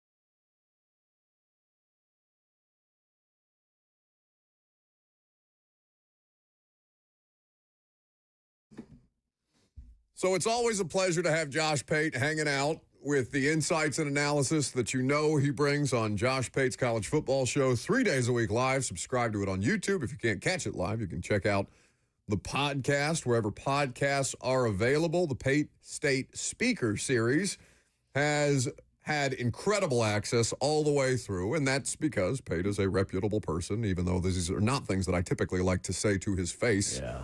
For the purposes of, inflating the ego. There's enough inflated egos around here, much less to bring Josh Pate into it. But because you are credible, because you are trustworthy, because you are thorough in your research and your study and your analysis of these programs, they give you better access than the vast majority of people in your space get. So you said that you have Cam Ward stories that nobody's ever heard before because you got to be in Miami's practices. In fact, Cristobal is one of the first Pate State Speaker Series I feel like I remember watching when you started rolling those out at great length. And Miami, one of the first programs to give you that level of almost unfettered access. So what can you share with the local audience as we pivot from Vols to Titans adjacent stuff with draft week upon us and Cam Ward likely to be the number 1 overall pick? Yeah, so I mean, it's basically a second home for me down there. So I go down there a lot. Like you said, Cristobal is really early on, sort of in the family, in the fold, and welcomes us down there. So they're really tight with access, really tight. So it's like you kind of go through a military gate, and then you look back and wave at everyone as you go in. So I'll let you guys know what it's like in there. So I'm in there one of the first days Cam Ward's on campus. So I don't know how to describe this. If you've ever played organized sports, you'll know what I'm talking about. There are guys that you want to be leaders because they're the most talented on your team, but for whatever reason, intrinsically, like they don't have that. So they lead by example, they play good, but they never, grab the roster by the throat. Nico. And they've been there for and they've been there for a while, okay? Then you have other guys who, you ever seen the movie Moneyball? Oh, sure. Yeah, and when the scouts are sitting around and they're talking about a guy and they describe him and they say he's the kind of guy where when he walks in, his blank has already been there for 5 minutes. Mm-hmm. Well, that's Cam Ward when he walks in. Okay, so I'm down there. He's been on campus, I want to say 48 hours at the point I'm down there. And I'm watching him coach his team. It's player-led workouts. Coaches aren't even out there. Because he wasn't in spring. He wasn't there for spring. So he is, I don't know how to describe this other than to say if you were watching a general command troops, that's what it was like watching him. It was like watching a big brother and a bunch of little brothers, and the way that you would talk to a family member who is the little version of you, that's how but he's talking to linemen like that. He's talking to everyone on the team like that. And I'm looking at it, and I'm just talking with a couple of guys administratively, and I'm saying, what is happening? And they said, that's just what he was like the moment he walked in. And so I sat there, I watched the whole workout, and you would have thought the guy was a fourth-year starter and knew everyone, because there's a way that you have to earn the right to talk to somebody. Like you and I can joke around in a way that if a production assistant's walking down the hall, he would never be able to talk to you. Well, it was that times 100 with Cam Ward. And so he's like Xavier Restrepo, All-American receiver. He's been there for him for a long time. Not only is he getting dog cussed by Cam Ward, it's almost a yes, sir, no, sir response to him. And he's been there for 48 hours. So I just watched that in awe. Because the thing about it is he has not produced for them yet. He hadn't played a down for him yet. And he just walks in with that kind of swagger. And not only did he do it, I've seen people do that and try and fake it. Because I've seen the guys that they want to be leaders and they try and be vocal leaders, and it's so fake. You can see through that in 2 seconds. Buddy, I've covered plenty of them. Yes. Pro level, college. And I don't care if it's Pee-wee. There are guys whose dads just drive them to practice and say, you need to be more vocal today. You need to be a vocal leader. Well, if you are, you are. If you're not, you're not. And it's like seeing through cellophane wrap if a guy tries to be that. And then you got guys like this who are just born to be that. So later in the year, I'm down there again. It's the middle of the season, latter portion of the season. This guy is wired a little differently. I'm just telling you, the way he carries himself is a little bit different. It's not performative at all. It's just it kind of emanates off of him. So he's in the running for the Heisman. He doesn't know how the Heisman process works. He's never been through it before. Most people haven't. So I'm sitting with the sports information department down there, and they actually get a letter. We're sitting there in real time. The mail comes in, and it is a letter from the Heisman Trust, which, by the way, is pretty wild when you see the packaging those letters are delivered in. So they just wrapped up practice. So Cam Ward's kind of walking off, and he walks down the tunnel or whatever, and the SID down there tells one of his assistants, go grab him right quick. I got mail for him. And so he walks back over, and it was the mail. It was the letter that the Heisman Trust sends out in, I guess, November, not to let you know you're a finalist, but to let you know you're probably going to be a finalist. It's like you're one of our watch list guys. Mm-hmm. And so they're all excited, because this is the first time Cam Ward's gotten mail from the Heisman. Can't wait to see his reaction. Should we get the digital media team to record it? And he opens it up, says, what is this? He does not know anyone's watching. I'm telling you, it's just the way he reacted. He looked at it and said, what is this? And they said, well, it's from the Heisman. He said, I'm a finalist? And they said, well, you're not a finalist. You're just being informed that you're in the running to possibly, maybe. They wadded it up. This is really nice paper, man. It's got the Heisman Trust seal on it. Like, it looks like a wedding invitation. Yeah. And he wads the thing up, throws it away. I'm going to leave out some words. He goes, let me know when I'm a finalist. And he just walks up and walks back up the tunnel. And they're looking at me because I just happened to be there. And they said, yeah, that's the way he's been all year. We don't really mess with him. That's just the way he's been all year. It's a unique thing, and I know that you part ways with them once they go to the NFL level for the most part. I'm sure you have your favorites, but the pedigree thing in the NFL so often does not connote, the draft pedigree thing does not necessarily connote the work ethic that it takes to succeed in the NFL. So many day three guys, undrafted guys who claw and scratch and fight their way to the top because they've had to do it at every level. He seems to be, just based on hearing stories and reading reporting and, even just talking to him briefly at the Combine, he seems to be a unique player because of the circumstance that college football has been in with the transfer portal and the situation that's allowed him to go and to play in different stops and to elevate himself at every level to where he still had to earn it, but now finds himself as the likely number one overall pick. That is such a unique circumstance, a perfect storm almost of the right combination of traits at the athletic level and also character traits that you need to be able to do one of these 32 jobs rather than just be another one that the system essentially churns and burns. So also, to be very clear, because people conflate this a lot, when you say character, you're talking about competitive character. Yes. There's a difference in you understand how to put placards on a table and your bread plate goes on the left. That's just manners. You're talking about competitive character. So I'm down there fall camp last year. They've got Florida coming up to start the year. And so they got a lot of new pieces on that roster, and they're trying to make it all work. So when I'm at Miami practice, I'll go stand behind the offensive line of scrimmage with the coaches. I'll hear play calls come in, and I will watch checks. I'll watch all that stuff. It's a great vantage point. You hardly ever get it anywhere. So they're doing red zone stuff. And Miami goes in, touchdown. And so Cristobal's standing there, and Shannon Dawson, his offensive coordinator, standing there. And they've got, you've got officials. When you're doing live 11-on-11 in college practice, you got officials on the field. So they just do a flag symbol. And they tell those officials, throw a flag, call whatever you want, call holding. So, Ward's pissed because he knows good and well there wasn't holding. But whatever, maybe I didn't see it. There's holding. So they back him up. They go score again a couple of plays later. And Cristobal tells him, call holding again. And they call it again. And he is outside his mind. He doesn't know what they're doing to him. He just thinks bad calls are being made. And so he flips out for about 3 seconds, regains his composure. They're just trying to find out what he's made of. They're trying to test him. They end up calling 4 phantom penalties on them in red zone work. And that dude still goes and scores 28 points worth of offensive touchdowns. Awesome. Yeah. Beautiful. And then at the end, he walks off field. He is, I'm talking about, he looks like he just fought a war. He's pouring sweat. They've been in a high leverage environment for about 11 minutes, all told, when you combine all the time that it took. And then you get a huddle up, and that's the end of practice. And slowly you see him start to realize what they were doing to him. And it's just, okay. He's not even happy about it. He's just, okay, that's how it works here. And he walks off. But those coaches look at each other afterwards, and they say, Yeah, I think we found out what we needed to find out at practice today. And then he goes out against Florida and does what he does. Yeah. Real quick, who is the one player that you're seeing NFL draft analysts, quote unquote, discovering in this process that has you just having to recuse yourself from the conversation? Well, I've thought it's just fascinating that everyone has discovered that Jalen Milroe's fast. Yeah, that's a good one. I mean, I watched the kid for years, but I never really thought to consider how fast he is.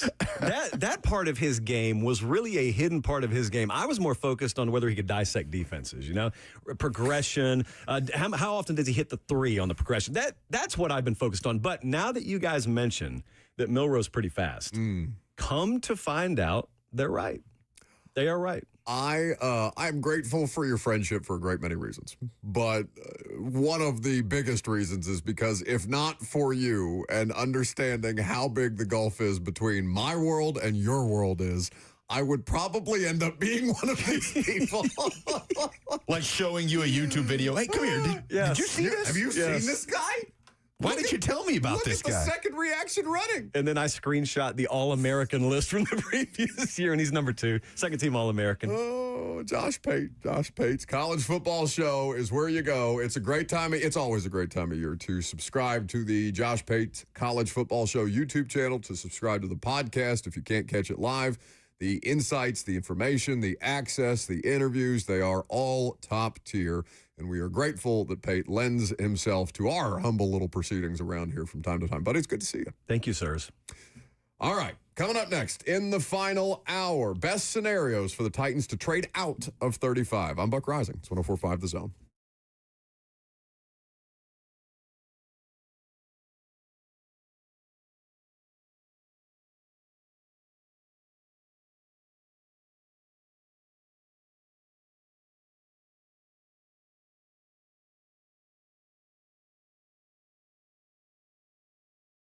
Two Rivers Ford announces employee pricing for everyone. Every tradesman, every dad, every rising star. You pay what we pay. Two Rivers Ford. Locally owned. American made.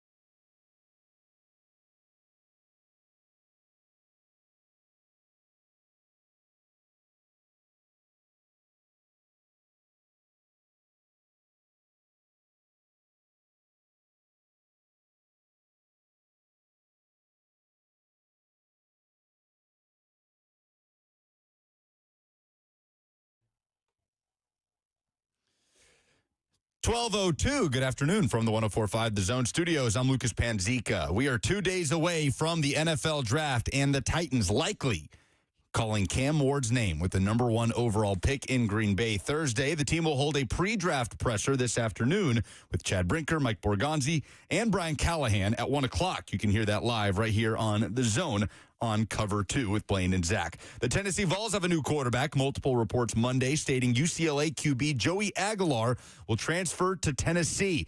He completes the QB swap between the Vols and the Bruins as Nico transfers to UCLA. Aguilar went to UCLA in the winter portal after 2 seasons as the starter at App State. Chris Lowe of ESPN reporting that Aguilar will make about $1.2 million in NIL at Tennessee. NBA playoff action tonight. The Memphis Grizzlies playing Game 2 of their first-round series against the Thunder after losing Game 1 by over 50 points. Tip-off at 6:30 tonight in Oklahoma City. For all your foundation repairs and waterproofing needs, visit USSTN.com. Breaking news at once on your home for the Titans and Vols. This is 104.5 The Zone.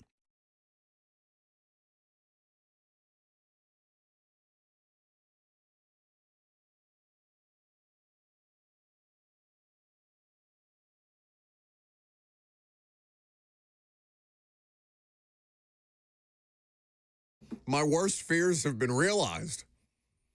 Apparently, we left the camera on while I was shoving a handful of microgreens into my face like an animal might. Welcome into the third hour of the show. A rabbit, to be specific. Well, I'm delighted by these. I've got a giant thing of microgreens that you sampled, and they were good, yes? Oh, yeah. I mean, I love greens, man. Anything green. I'm a big arugula guy. Love arugula. There's some in here. Ooh. I've got some melon microgreens. I've got some hot mustard microgreens in here. Yeah, I like those because you can shovel like 3 pounds into your face and it just not be an issue. Which is what I did, but Bert did not inform me that I was on camera whilst doing it. And so now my fear of eating in public or being caught eating in public has just been realized on a live stream camera. Sounds like it was a retaliatory act. Why? Yeah. Why? What's wrong? Are you lashing out? I feel like I haven't talked to you in an hour because we've just kind of boxed you out. We've iced you out because your ego was getting too inflated from the zoo video that was produced earlier. So we brought in more experienced and actually important people like Adam Kilgore and Josh Pate to kind of, sidebar you for a little bit, sit you on the bench for a little while, let you cool off. Well, don't worry. I was plenty hot back here because you guys did not mention once to the guy at the Washington Post about our zoo video. He could have wrote an article about it. He could have helped get it to all the people that subscribe to the Washington Post. I had to pay $1 to read that thing. The least he could do is to go write a little story about us down here in Nashville going to the zoo. 2, you talked to Josh Pate for 2 whole segments. 2 whole segments, and not once did you bring up that daggum zoo video, which is sitting at 2.8 million views. It is blown up. It is sweeping the nation. You didn't bring it up to Pate. You didn't even preview that we would show it in the chat at the 12 o'clock. And now? Are we? Oh, we were going. Well, it's past now. It's gone. No, did we already play it? No, we didn't play it. You were in there rubbing elbows with Josh Pate, comparing bicep sizes. His are bigger. Way bigger. Oh, God, they're so big. I'm going to clip that, too. But it doesn't make me any less angry at both of you. That's a good point. Less so to Lucas. We were going to play it at noon.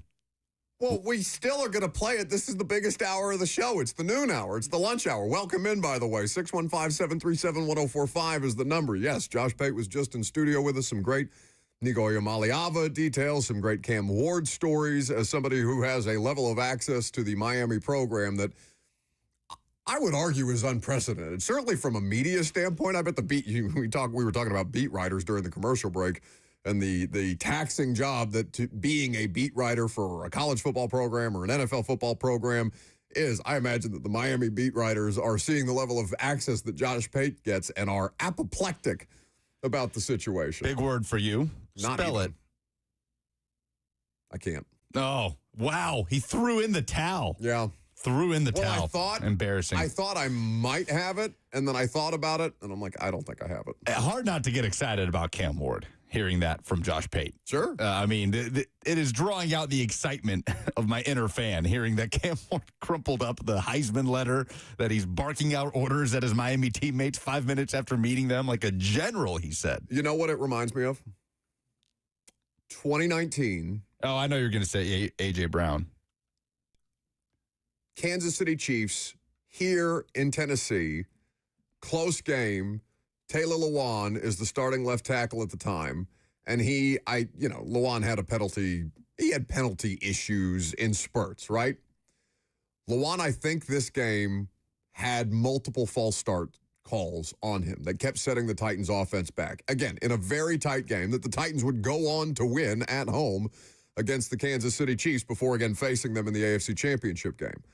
And after like the maybe third, I might even say fourth penalty against Lewan, rookie A.J. Brown, second-round pick, not first-round pick, second-round pick out of Ole Miss, gets a piece of Taylor Lewan's ass. This is a player who had just the season before signed the most expensive contract for an offensive lineman at the time in NFL history, somebody who was one of the primary faces of the franchise, and this rookie wide receiver is tearing him apart for how badly he's hurting the team. And that is one of those moments that makes you stand up in the way that Josh Pate is describing Cam Ward and the way that it just naturally exudes those leadership qualities, that fiery disposition, that ability to command somebody's attention. AJ's probably the last player I've seen like that, because honestly, nothing's resonated with me more than what Josh Pate said about players who you want to be those leadership type figures in the locker room, but who it's just not natural to them. And I think that's something that's been a big part of the Titans' issue. Obviously, the quarterback play is the biggest issue for the Titans. But among the many issues that the Titans have sustained is they, to me, do not have that true, genuine, authentic leadership quality in their locker room. And it sounds like they are getting ready to acquire it with their number 1 overall pick. I mean, yeah, the quarterback here was doing Spider-Man celebrations and making it rain money on Calvin Ridley after making a catch that didn't even earn him any incentives. That's what you're going from here. I mean, when's the last time that a quarterback came into this city and just took the football team by the reins? Like, just says, this is my team now. I don't know. I mean, Steve McNair. Well, more experienced, longer tenured Titans reporters would have to tell me, because I didn't cover McNair. I got here, my first year was Marcus's rookie year. And Marcus was never that, quite to that extent, though he did have leadership qualities that you respect and has continued to have him or help him sustain an NFL career in very much a mentorship role for somebody like Jaden Daniels, for example. So, but everything that I read and hear and talk to my colleagues about what it was like to cover Steve McNair, it never really, like, his play is what made him the commanding presence in that team. And those teams had other personalities that Blaine is a great example of that. Blaine Bishop, Brad Hopkins is a great example of that. Eddie, yeah, at quarterback you haven't had that as much. I don't know that the quarterback situation, at least, and I can't speak to Warren Moon during his time with the Oilers. No, you're going just in the Titans era. Jake Locker wasn't that. Vince Young, did lift this team. Fitzpatrick with his talent. Ryan Fitzpatrick at that point in his career was just here. You're just kind of, as a Titans fan at that time, just trying to enjoy the ride as much as you can, because Ryan Fitzpatrick is here and it's a funny thing, but the team is terrible. Vince Young lifted this team with his pure talent, but it's funny, hearing former teammates of VY's going back and talking about, the way he played, for lack of a better phrase, just off vibes, right? Just letting the game come to him a little bit, not so much following the playbook and the structure of the offense. And certainly he wasn't that leadership figure that Cam Ward seems to be. And we know Marcus wasn't that from a personality standpoint, not even close. Because this is a criticism of, I haven't heard this criticism since Marcus Mariota, but this is a current criticism of Justin Herbert in the way that he carries himself and the demeanor that he generally has. And somebody brought up Tannehill didn't take control of this team. I mean, Tannehill and Marcus, I view more as stabilizing forces. What Pate is describing is a galvanizing force as opposed to a stabilizing force. Just that, and you can have both qualities, right? Somebody who rallies the troops, but also steers the ship and makes sure that you stay on your course beyond just being the hype man. The hype man stuff does not connote leadership to me. Yelling louder, beating your chest, being in the middle of the huddle. Yeah, and that is something that you can find in every NFL locker room. That doesn't make you a leader, even as you are trying. And I believe that plenty of people have tried, and I believe those efforts to be genuine, to kind of take up that mantle. But even think about Derrick Henry. Derrick is not that. Derrick is as introverted a superstar. I mean, Derrick Henry is like the Kawhi Leonard of the NFL. He's more vocal than Kawhi, but you get my point. He just leads by excellence. But what does your team need at that time? You look at the Niners, right? And Brock Purdy, who, by the way, is showing up for offseason stuff in San Francisco. George Kittle is not. That was some news from earlier today, as apparently Kittle and San Fran are very far from coming to terms, while maybe Brock Purdy's a little bit closer. Brock Purdy doesn't have to be that rah-rah, follow me, the leader guy for San Francisco. Look what he's been surrounded by all these years. He's a 7th-round pick. And maybe he'll grow into that a little bit more as they have to pay him, and that enables them or disables them from paying his weapons around him as much.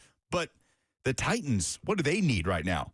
They don't need just a stabilizing force at quarterback to come along and not upset the apple cart and just lift the team the way Tannehill did. They need somebody to follow. The Tennessee Titans need somebody to rally around, not just someone that can break down the huddle, but in every facet of the organization.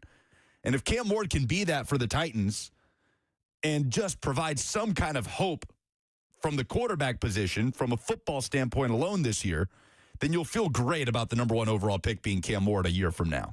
The larger point is, and I know we were going to talk about best scenarios for the Titans to trade out of 35. I don't care about that. This is more important. Well, we do care about that. That's also important. I care about that. We can get to it later.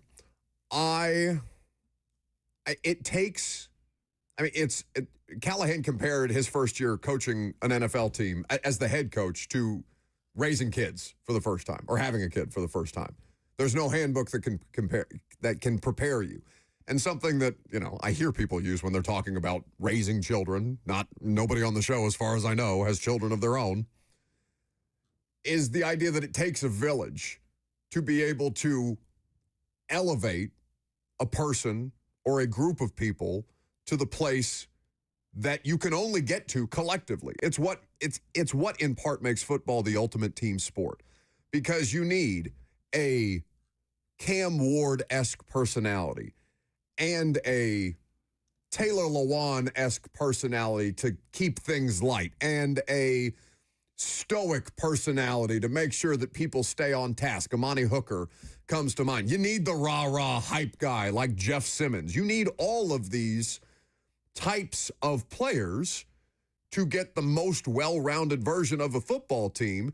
And it's rare that you get the perfect combination of talent, traits, skill, and personality type that these things actually reach their true potential. But it is only having that difficult combination of things to acquire that you can see a football team reach its full potential. And that is what in part, beyond the tape, beyond the player, beyond what you see from him on the film,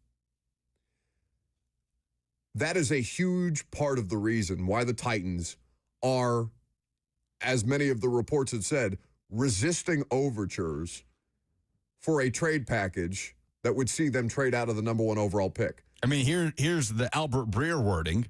The New York Giants' efforts to trade up to number 1, efforts that were quickly shut down by the Tennessee Titans. And they're locked in. 615-737-1045 is the number. We've got updated Titans win totals in 2025. We've got the best scenarios for the Titans to trade out of 35 overall, and we've got the most interesting player in the draft, all coming up next.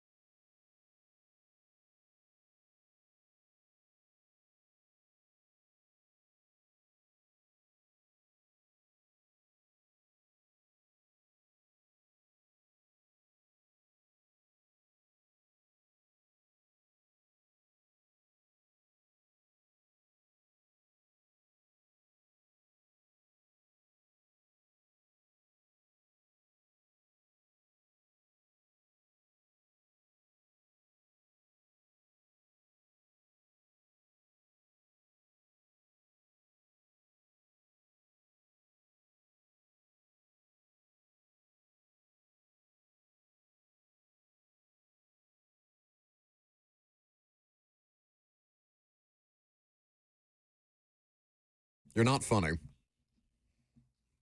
What if I started doing that to you? As in last night, where you fell asleep during a live show, and all we had to do was just kind of be quiet and wait it out to see what object you would get up, sleepwalk, and then shovel into your face as you're trying to catch me on live camera during the commercial breaks while I eat my microgreens. Shame on you, really. Welcome back to the show. We are fueled by microgreens and Hattie B's hot chicken. Brian Callahan, Mike Morganzi, Chad Brinker. This is some of Weird Al's best work. Is he still making parody songs? He was at the Ryman, no, I would say 9 months ago. You're kidding. I tried to convince you to go, and you said, who would go to the Ryman to see Weird Al? I'm sure I didn't say that. I believe Oh, yeah, it definitely doesn't sound like something you would say. Weird Al delights me. Weird Al, how old do you think he is? I'm going to say 60. Yeah, 64. 65. 65. I was closer. All right, closest to the hole. But yeah, if we ought to test that, because it's not the first time you've fallen asleep on primetime. But I would like to just see. I would like to put a Ring camera in your home. I would like to see what kind of objects that you are sleep eating, and then I would like to publicize that to the world in the way that you are doing that to me while I try to eat my lunch during a commercial break. Weird Al is still putting out new music. He put out another song a month ago at the benefit for L.A. wildfire relief. It's called "Let's Get L.A.'d." Get laid joke, yeah, I think. Got that. Not sure. Not 100% on that. We got that. So, as we try and resume sports talk conversation, what are the best trade out scenarios for the Titans to be able to move off of this 35th overall pick? Even though, honestly, Lucas, it would not surprise. Okay, so we talked about this yesterday. You would be more surprised if the Titans stuck and picked at 35 than not.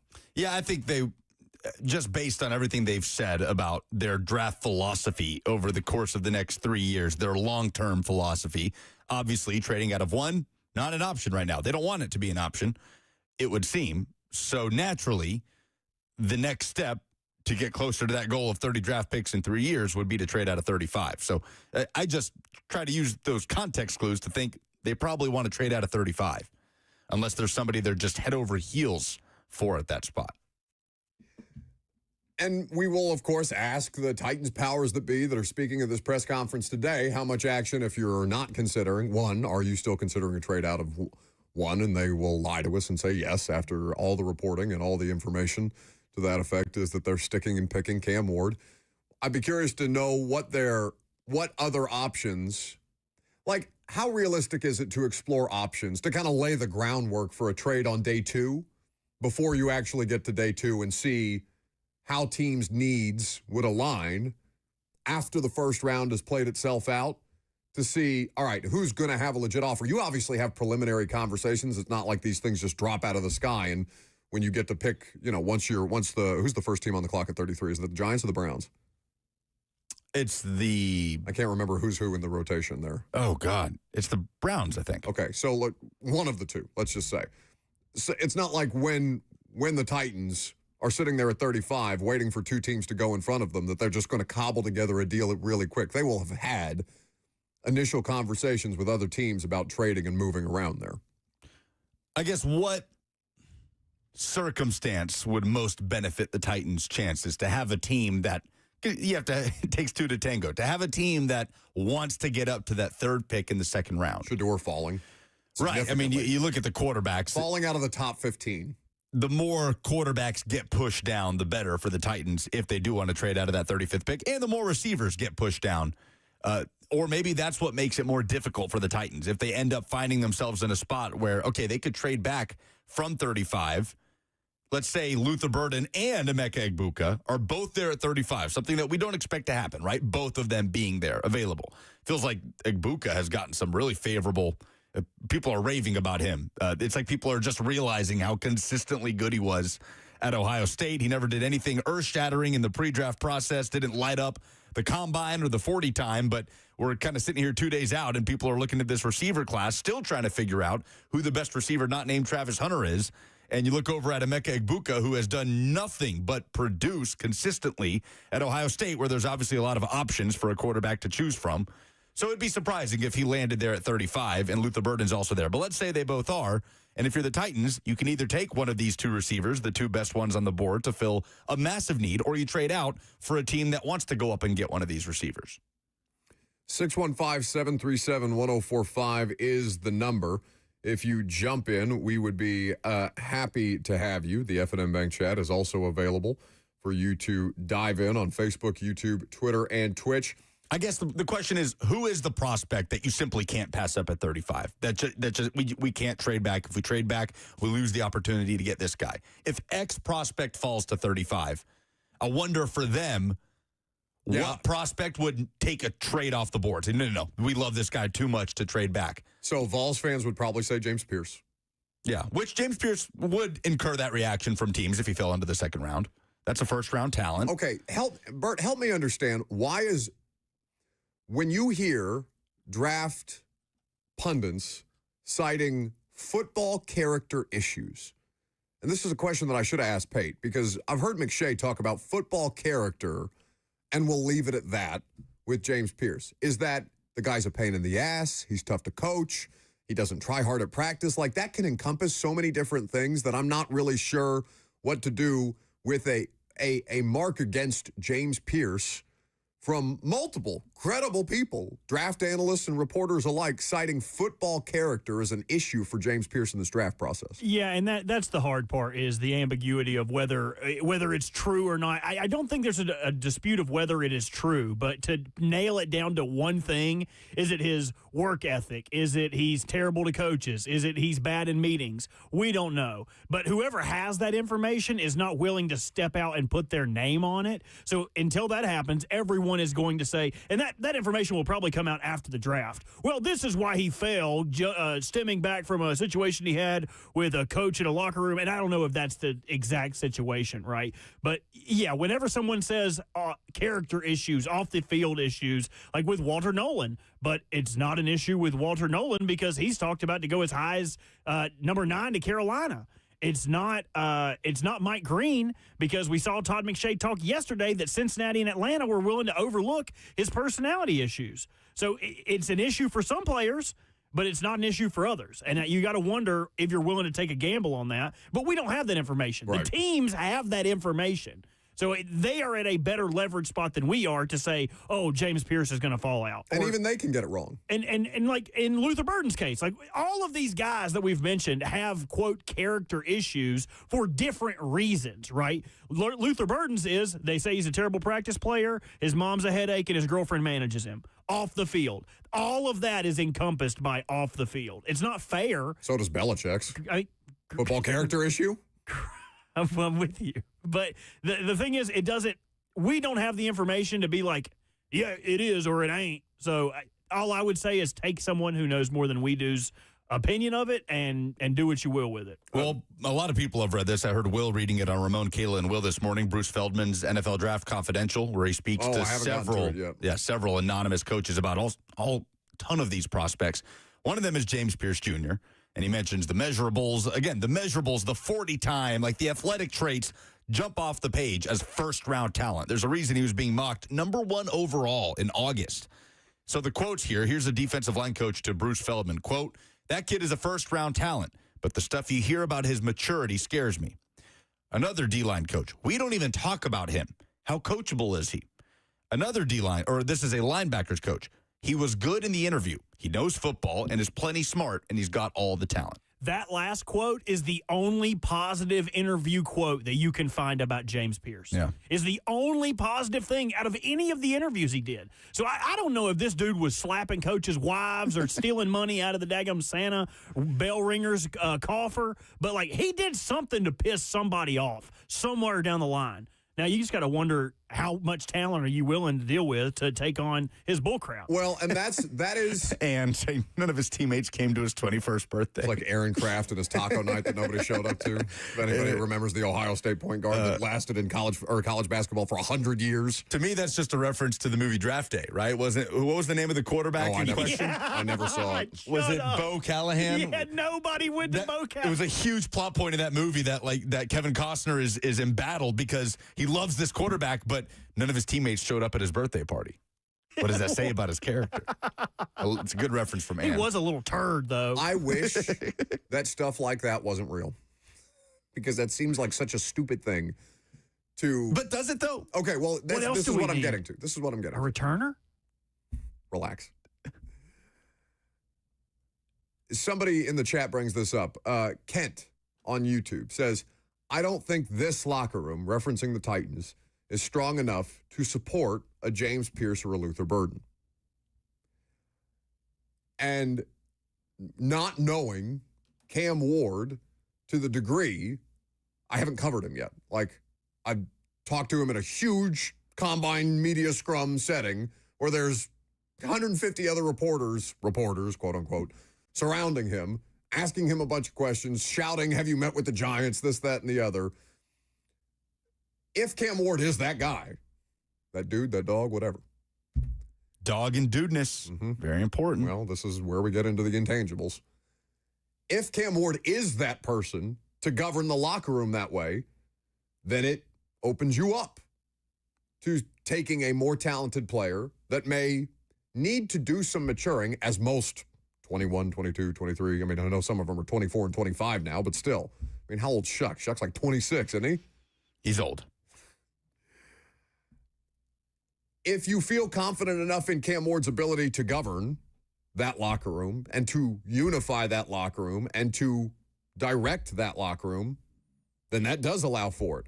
Without a Cam Ward-like figure in the way that people like Pate and others have described his personality, then I would agree with you. I don't think that that locker room, as it's currently constructed prior to the draft, is capable of supporting less than mature personality types, which is why they need a Cam Ward who brings a level of maturity and directness, dudeness, dog, and coaching to the locker room, because I saw some people say, well, the coach needs to have that too. The locker room is supposed to govern itself. Yes, the coach is there. Yes, the coach. But the coach, like, I almost view coaches in the NFL as supplementary figures to the players. The players at the end of the day are the most important thing. And the players have to feel like the locker room is theirs. Doesn't mean that the coach can't ever go in the locker room or anything like that. But the coach should not be going into the locker room to direct the locker room. The players need a space of their own, and the players need to govern that space as they see fit. And that hasn't gone well in the last couple of years. So now you add a different kind of a figure in Cam Ward, and it's a lot to put on a rookie, but that's the expectation that comes with the number 1 overall pick. You have to be great on the field, and you have to be great in the locker room, and you have to be great off the field. I mean, what better measurement of the dog-dudeness balance that we've decided as a show is the most important draft trait for a prospect than the stories Josh Pate just told? I was just going to say.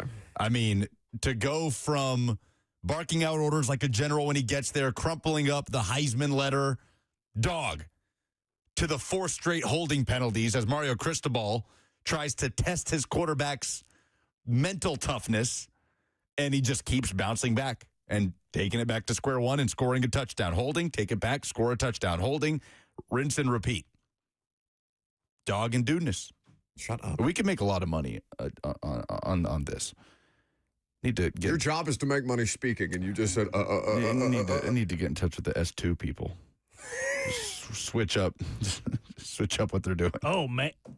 I could really come up with, like those tests you used to have to take in high school where it'd be like, are you more apt to be a gas station attendant or a rocket scientist? Like, we could come up, do you have more dude or dog in you on a multiple choice test? I'm going to start drafting that right now. Sell it for millions of dollars. Well, I would just like to do it with Arden Key when he comes on for high key, low key, just to see if he's more dude or dog. Oh, that's a great question. Speaking of the Titans, I have a press conference to run to, so I'm going to let these two Well, hang on. knuckleheads. Wait 1 second. You're only allowed to leave class because I am your boss. You're only allowed to leave. True. Says who? It's true. He is. You're not my boss. You're not even remotely close to my boss. He has more power over you than you. I am closer to you now than your boss he's just is. responsible for more things. That does not give him more power. He can hire and fire people. Can you hire and fire people? Yes. No, you can't. That's jovial. Things would be very different around here if you could. Yes. You're only allowed to leave if you make every member of the Titans media ensemble watch our zoo video. I need Teresa Walker's thoughts.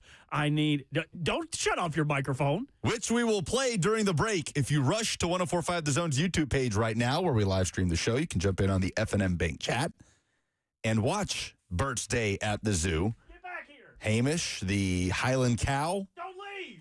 Flamingos, snakes, meerkats alike, all giving their thoughts on what the Titans are going to do with the number 1 overall pick and beyond. Speaking of, you can hear the number 1 overall pick called out by Commissioner Roger Goodell right here.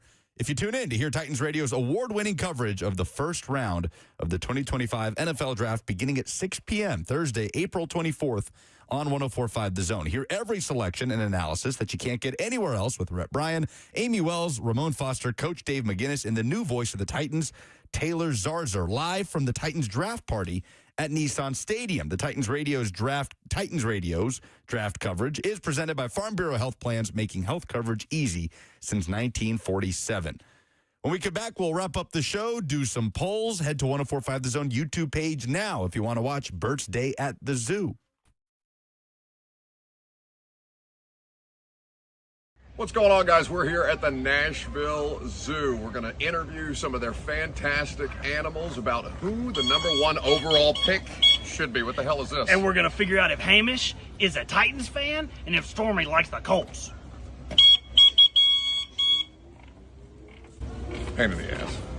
Who are you most excited to talk to? Ooh, the meerkats. It's very on brand that some of our audio would have mama in the background. About to check out the meerkats at the Nashville Zoo. They are the talent evaluators of the animal world, and we're going to find out who the hidden gems are. Every time me and my girlfriend come, we will stand here and just watch them do their thing. I'm here with Timon, a meerkat at the Nashville Zoo, and we're here to find out today, Timon, who do you think is the hidden gem in this year's draft? It seems if Willie Lampkin has no friends, it's because this meerkat has stopped evaluating. Lucas, we've got to go. Hang on. You're going the wrong way, Lucas. Nashville's resident cutie patootie Hamish, the Highland cow. I need you to decide if you would rather be a Texans fan, like your bloodline allows, or if you would like to be a Titans fan. Don't much like American football. You want to be a Titans fan? Yes. If the Titans could draft any single animal from the Nashville Zoo, which one would it be and why? I think they should go with the Andean bear. Majestic, elusive, perfect makings for a slot receiver. Checking out the Andean bear, one of my favorite exhibits at the Nashville Zoo. And you know, the Andean bear actually used to have a contract with the Zone to do a radio show, but it got canceled. It was unbearable. I'm secretly hoping that he gets clawed to death by one of these birds. I usually don't do this, Ahi, this soon, but I would like to invite you to be my +1 to the install live with Greg Cosell. We're going to break down the entire Titans draft class, Cam Ward, whoever the hell else they take, but I would love for you to be my +1. We have a VIP section. Hattie B's is bringing all the food, all the liquor you can drink. You're more of a wine gal. That's fine, too. Perfect. I've got a date for the install. A kicker. A kicker? Yeah, because the only animal that could kick one-legged. But their legs bend backwards. You could also come live in my backyard. It's fenced in. I'm tempted to do the monarch here. What about the T-Rex? All work and no play makes Bert a dull boy. So we're going to ride this eagle. He said people get stuck. I got my dogs out. Got them dogs. This is terrifying. Oh, they're going to drop us into the monkeys. This is scary. I'm actually scared. I can smell your dogs. Oh. This is what it's like to be an eagle. Oh, God. What do you mean? I got something on my face? I had a butterfly. That was terrifying. I don't mean to disturb you, but I loved you in Kangaroo Jack. I just wanted to get your opinion. If Joey Sly can't cut the mustard this year in the kicking game, do you think you'd be willing to step in? Oh, no. I'm trying to get where he's at. We're just hanging out with a mama and his baby. You care if I take a nap right here? Sorry to disturb you. My backyard is available if you guys would ever like to rent and have a summer property. Here with the king snake at the Nashville Zoo, one that they have changed his name to Nico. Nico, why'd you turn your back on the balls? Go Bruins. He's headed back to Cali. We're going to Africa. And here we have the majestic Red River hog. Here we have a lucas in his natural habitat.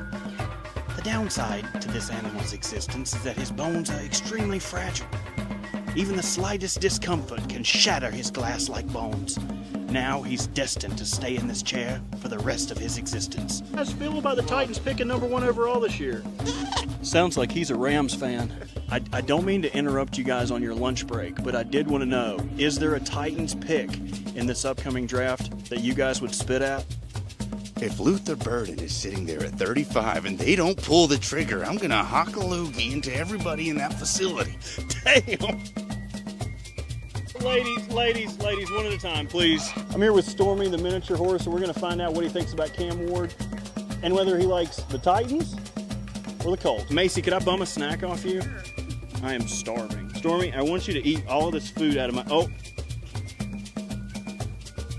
It's okay. Some people like Peyton Manning. Hey, fellas, you got room for one more? Do you think that they should target a wide receiver or an edge in round 2? You heard it here first. Do you think the Titans should take Cam Ward over at number 1 overall? Great mechanics. If the Titans could draft any single animal specifically from the Nashville Zoo, which one would it be? After his behavior today, I think they need somebody with a little aggressive edge to him. I would take Storm. Look at the color of the bottom of your feet. I regret all of this.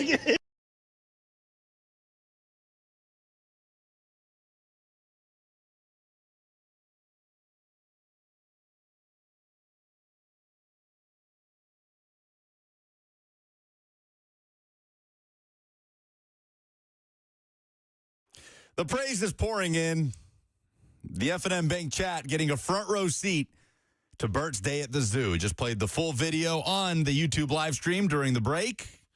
If you're there, be sure to like and subscribe to 104.5 The Zone's YouTube page. Of course, to go and watch Robert's Day at the Zoo, where he interviewed all sorts of Nashville Zoo animals. By the way, shout out to the Nashville Zoo. I know we said it a little bit last week after we went, but we were not expecting the VIP access that they gave us for our tomfoolery and Robert to get to talk to the Highland cow and the meerkats and the flamingos. Who's your favorite animal? Oh, it was probably the flamingo. The flamingo was incredible. A lot of attitude. A lot of attitude, but honestly, the big thing with that was they were like, "Oh, don't touch it. You can't touch it. You can't even touch its back." I wanted to grab it. Like every time it trusted me enough to get close enough, I wanted to grab it, run to the parking lot, and just go home and be happier that I am one flamingo richer. Great time at the Nashville Zoo. Really appreciate them giving us the time. Go check them out this summer. If you're new to town and haven't been, underrated zoo. Great zoo. And they add stuff constantly. And they added some boring things for us, but things that help them with people getting in and out. Before, if you went to the zoo, it was a nightmare finding a place to park. They've got a brand new parking deck, brand new exhibits. It's exceptional. If you've got a free day this summer, you need to go check it out. And it's almost worth the price of admission to just go ahead and become a member. You can then go to the zoo whenever you want to, date night, date day. You got a little baby you got to watch. Take that baby to the zoo. They got plenty of stuff going on over there. And you can follow them on social media at Nashville Zoo on Twitter and Instagram.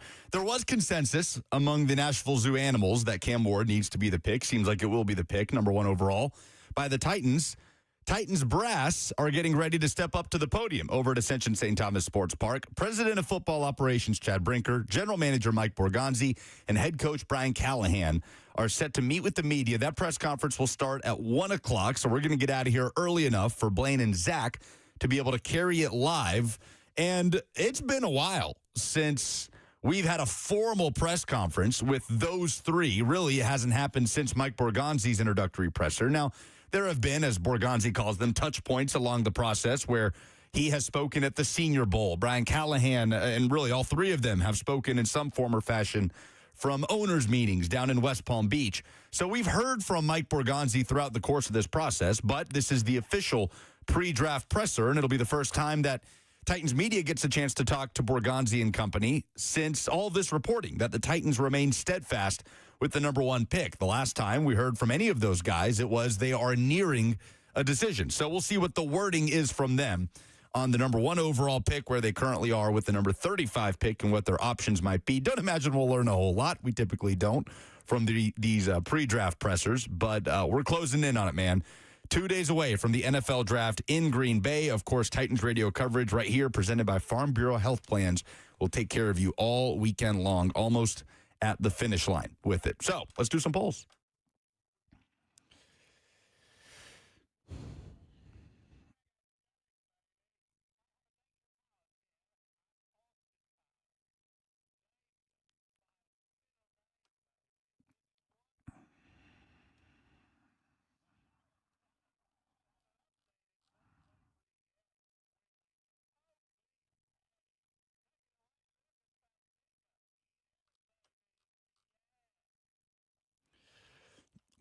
The polls presented by Two Rivers Ford, the South's most trusted Ford dealer.